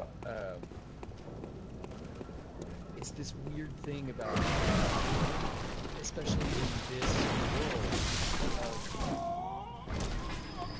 sharing blood, but at the same time only wanting to share a specific type of blood. Yeah. Now, there's just a very slim margin between those two things. Well, one thing I've always been wondering about, well, I don't wonder about it because anymore because I've seen Vidya's videos. Like, you find out throughout the game, but one thing you wonder about, especially early at this point, is whose blood is it? Like, blood doesn't just grow on trees, right? It's like,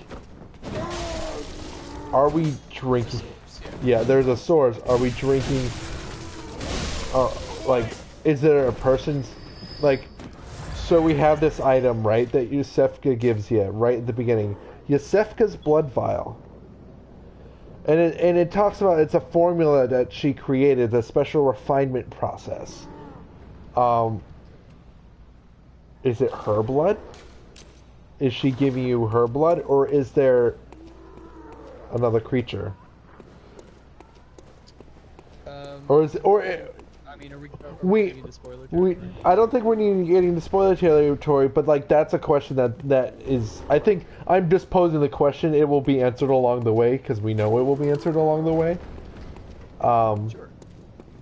But like, whose blood are we drinking? Is a question that is. Yeah, the Healing Church is known for their miracles with blood. So where is the fountainhead that they spin? Yeah, that's it.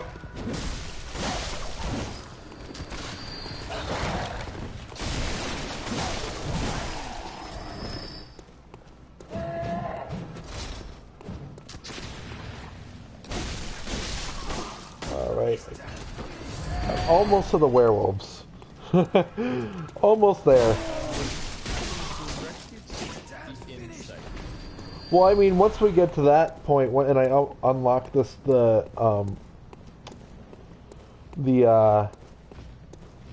shortcut, then it's just go to the cleric piece, and there's my insight. Or there's my first insight. Oh, the troll's here. I forgot that if you don't kill him, he comes up here.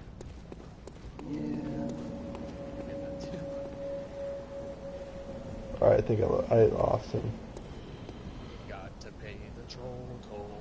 Oh god. There's a one of my friends on here that I met in an Overwatch.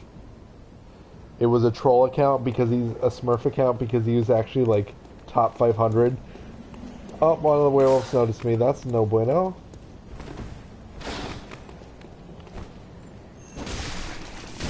Alrighty, we're gonna kill this guy, then we're past the second guy. Nope. They both seen me. I gotta run away. And go inside that house.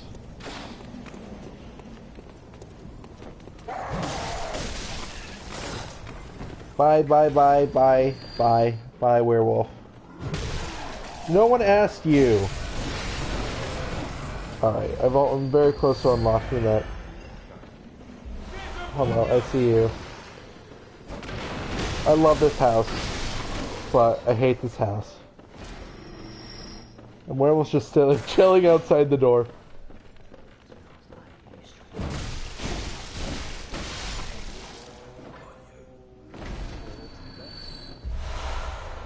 I'm not going to go over there because I know there's things over there. I just want to get to the lantern.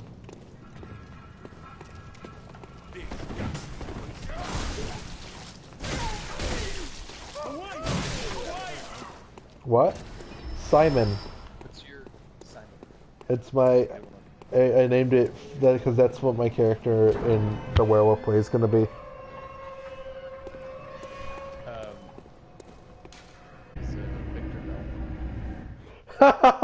I was using the chain whip. That's fair. And it was really fun. I was really enjoying it. I was after Castlevania game once, so I was like, and I wanted to like play a Castlevania game, but I'm really not good at Castlevania games, but these are like directly influenced by those. Yep. Okay. Can't... So I'm stocked up on items. I can't interact with the doll yet. Spoilers. Because what's interesting is I don't want this to be, even though this is not my first blind playthrough, I don't want it to be a spoiler because I'm kind of want to go formalist. Speaking of literature, like only use what we have in front of us, and I have knowledge that's from things that have not happened yet, but that's not what's right in front of us.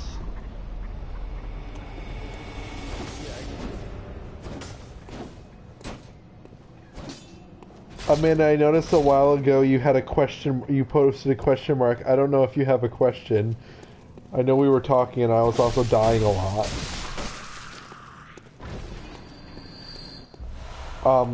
But Amanda, okay, so I'm going to rewind and catch Amanda up a little bit. So I'm writing an alien abduction play that is also inspired by the shooting of Philando Castile.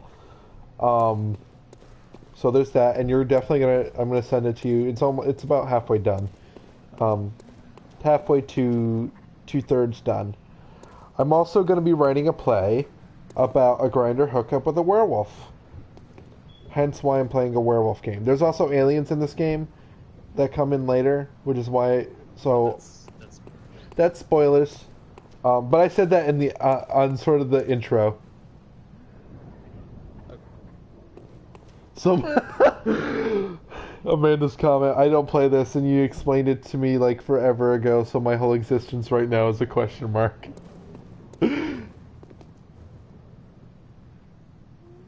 Do I mean ABO? I don't know what that means.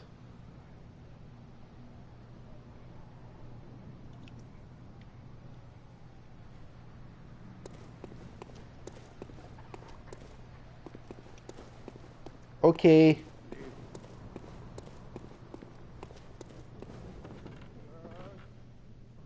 So we've got this spooky house that I kind of had to zoom past. Okay. There's a door over here that does not open from this side, but that's... Okay, that's stupid. This is kind of a dumb shortcut. I just run past these... I unlock the shortcut there. I guess it's so that you have to run past the bridge trolls. I guess that makes sense. Yeah, that's true. Okay. Why am I saying okay again?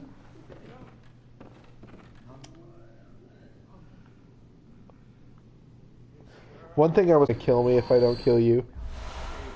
Quicksilver bullets, pungent blood cocktail. When the hunt began, the healing church left us, and blocking the great bridge to Cathedral World as old Yarnum burned to the ground that moonlit night. So that's what I mean with, I mentioned this earlier without like really any evidence in the game yet, but of the healing church cutting themselves off from the rest of the world.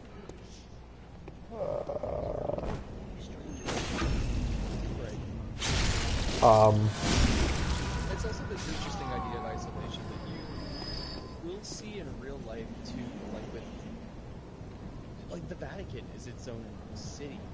Yeah. Yeah. And the healing church is its own section of the game. Yeah. That's like the importance of the blood relationship. Yeah. What's interesting is like all the different sects. Again, this is diving into stuff. This is quote unquote spoilers. All the different sects have different areas of the game, and of course that's like just kind of what makes sense because video games. Yeah. But also, like Yahar Ghul. Not to get too deep into that. But I know. That's part of why I didn't finish my second playthrough, is because that's what was next. I was like, I don't want to do that. Or if I'm going to do that, I'm going to make use of... Okay, so let me get this insight, so we can talk to the doll, and then you can come in. Amanda, you want to see something really cool?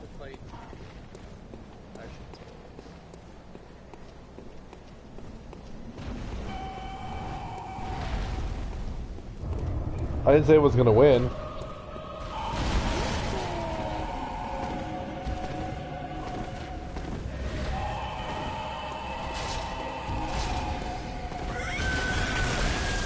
Oh. Oh. So what gets me every time is you hear this thing as you're climbing up the ladder, and I always forget about it. Like, I just did this yesterday as a test run through, and I forgot about that you'd hear this thing. Oh my god, this thing's a nightmare. But it's so... That Molotov cocktail definitely hit me.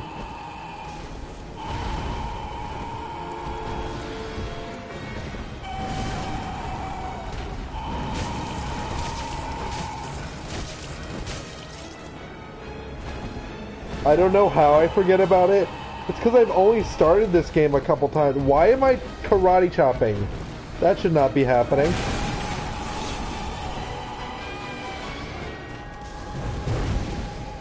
Oh, that did nothing. It sounds awful. Yeah. So that's what Amanda said. It sounds awful.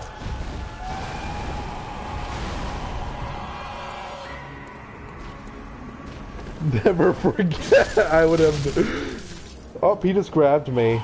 Isn't he pretty?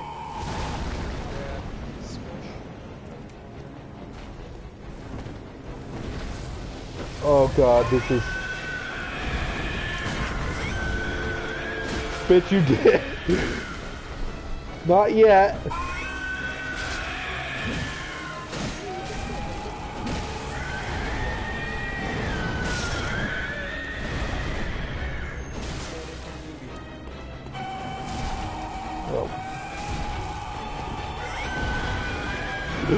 Yes, he says.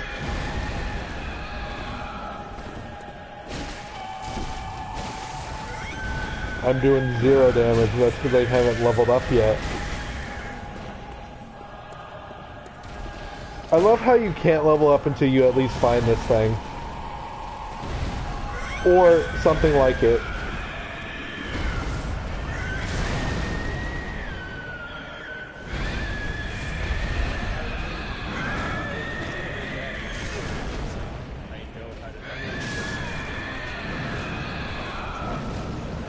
Yeah, well, we'll go do that now. In fact, I will summon you in. If you want. Without insight. I have an insight. I just got one. That's why I went after that thing.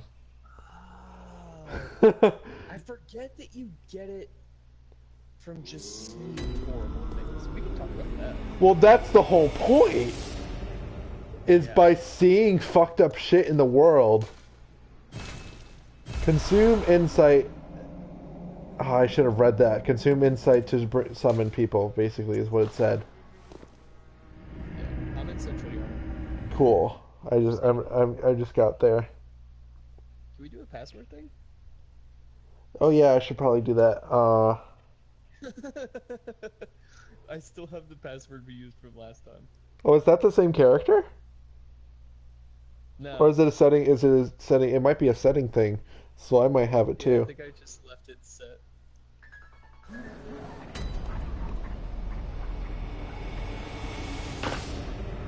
It's 10 o'clock already. No way. I'm having so much fun.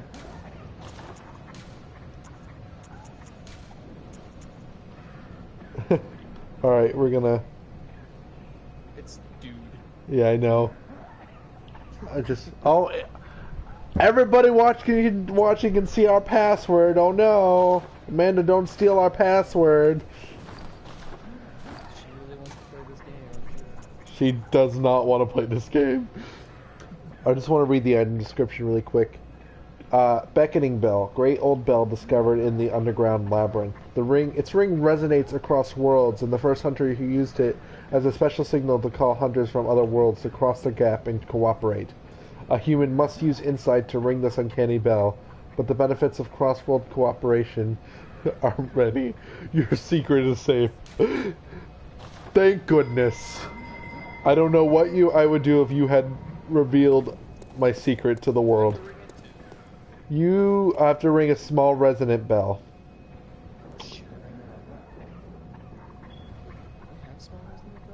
You have to buy it. Oh shit.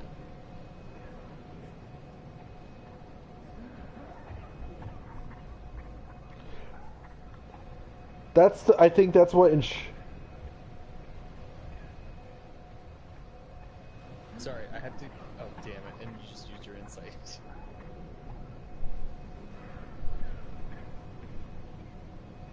I'm a patient man. Have... Oh, where's that? Oh boy. I don't even know where it is. In the do you have any insight? I have 6. It's in the insight fountain. If you go up near the window.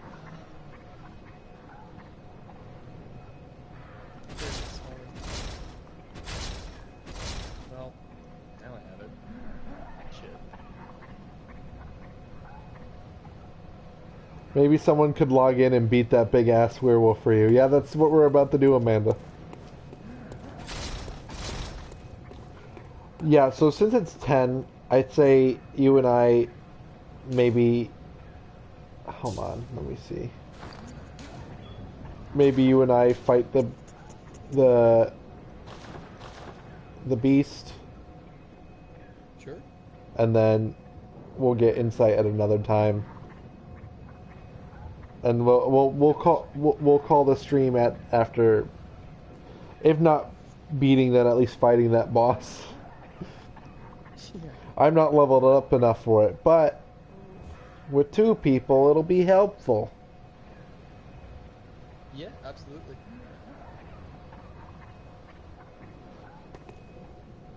Alright, so... Do I ring the bell? Now you ring the small resonant bell. Oh, I had no idea the effect lasted now. Yeah, it lasts until you deactivate it.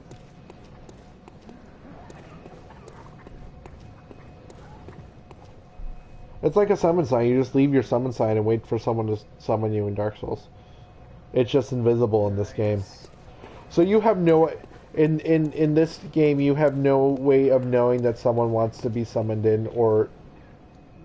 Yeah, you have no way of knowing that someone wants to be summoned in. You just have to ring it and hope for the best.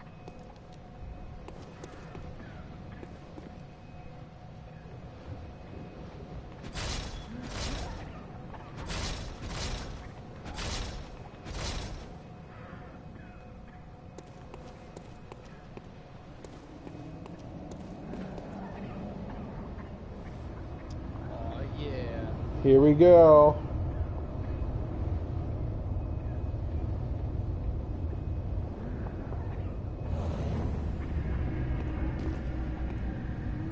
And you're not a ghost like the other game.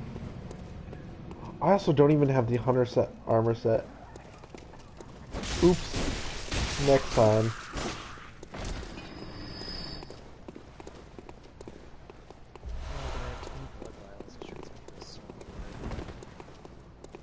I might do some, What are you using?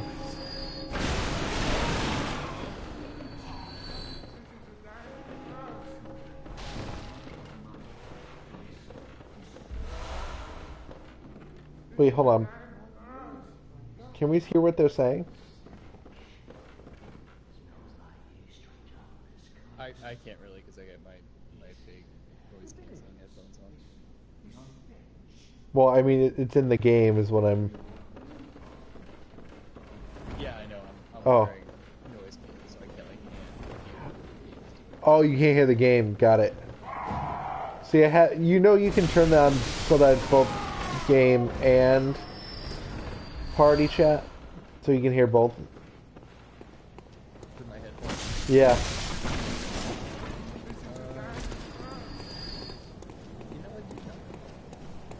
Yep, that's what I'm doing. I'm also using it because it's helpful to point out sound design. Because that's one thing this game uses really well.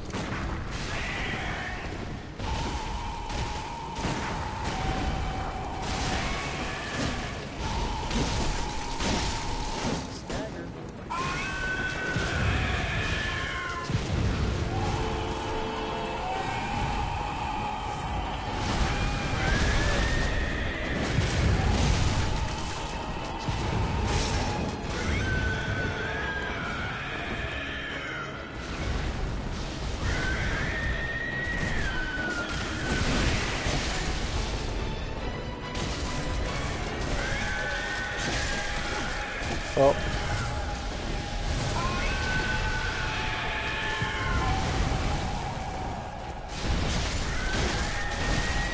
What's up? Yep.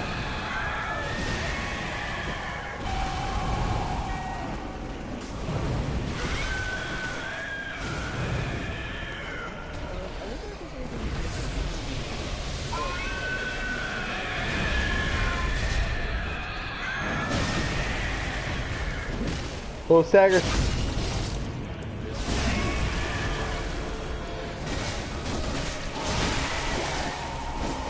I mean, that again, it goes back to classic horror imagery.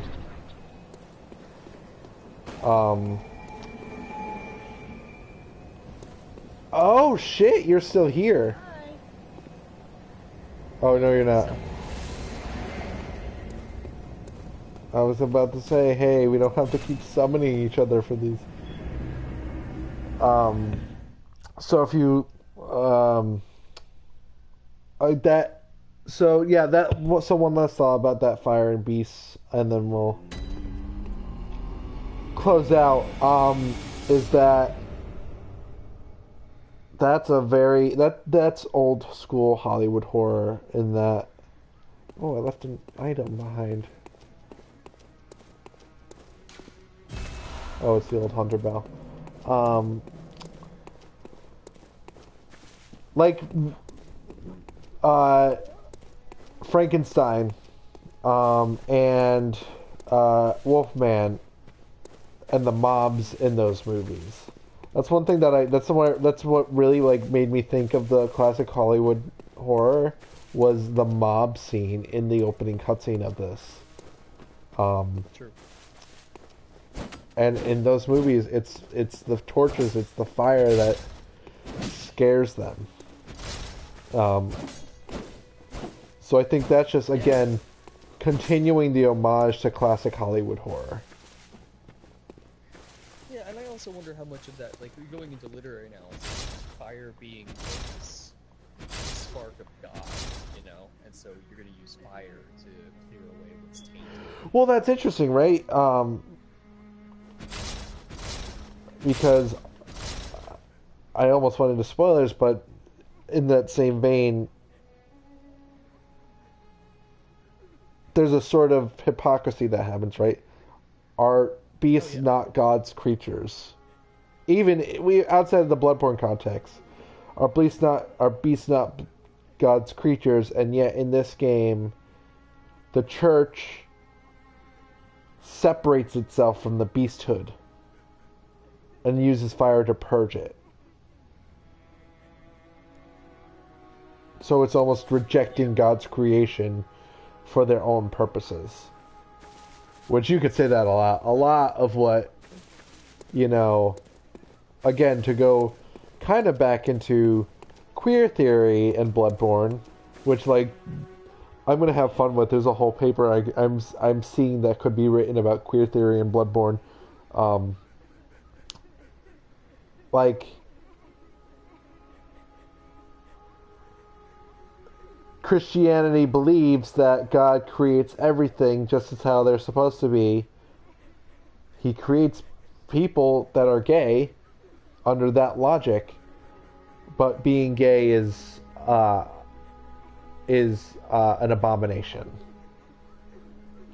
quote unquote. So there's a hypocrisy there. If God created it, how is it an abomination? And of course, that is assuming this is assuming the argument that being gay is not a choice, but again, that's factual. That's proven factual. Wait, It's genetics. All creature things are created in God's image, Amanda says. Yes, like things like that. It's interesting that I never really thought about the religious context of this game, even though it's such a huge part of this game. Creatures and absolutely. All creatures and things created in God's image. Yes, that is from Genesis. Thank you, Amanda. And like the way the church subjects its people, what the church subjects its people to, right? So we already see that they're closed themselves off up in the ward. They're down here. Their people are clearly succumbing to various levels of beasthood, is the seeming phrase in the game. And we know that there's a line that is blurred, that has been blurred between humanity and beasthood. One interesting thing that I found accidentally with Yosefka is you knock on her door, she goes, please, I need to keep my people from being sick, take this blood and go have a good hunt. If you attack the door, she tells you to stop. And then if you talk to her after stopping, quote unquote, she goes, have you calmed down now? Good. Remember, you are not a beast. So why does your character have to remember that? Which implies that there's a blur between, and we see it. We see it in those angry villagers, right? They've got the classic werewolf face. So they are blind to their own beasthood, but they are single-mindedly hold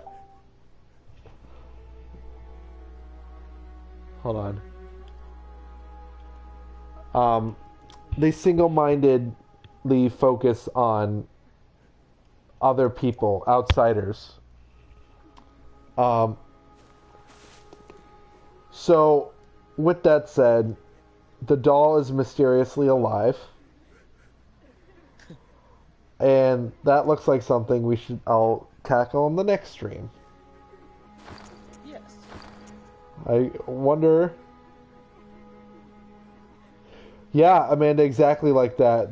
Like a demon or a devil. That is sort of the spectrum that's happening here. There is what we think of as like a demon, and there's what we think of as angels or gods or God himself. No, you've got it. You're on the nose. It manifests itself in interesting ways. And not in the way that not in pleasant ways, because this is not a pleasant game. But you've got, not even remotely. But yeah, this doll that was just lying there is now alive, which we will tackle in the next stream. Thank you, Amanda, for joining me.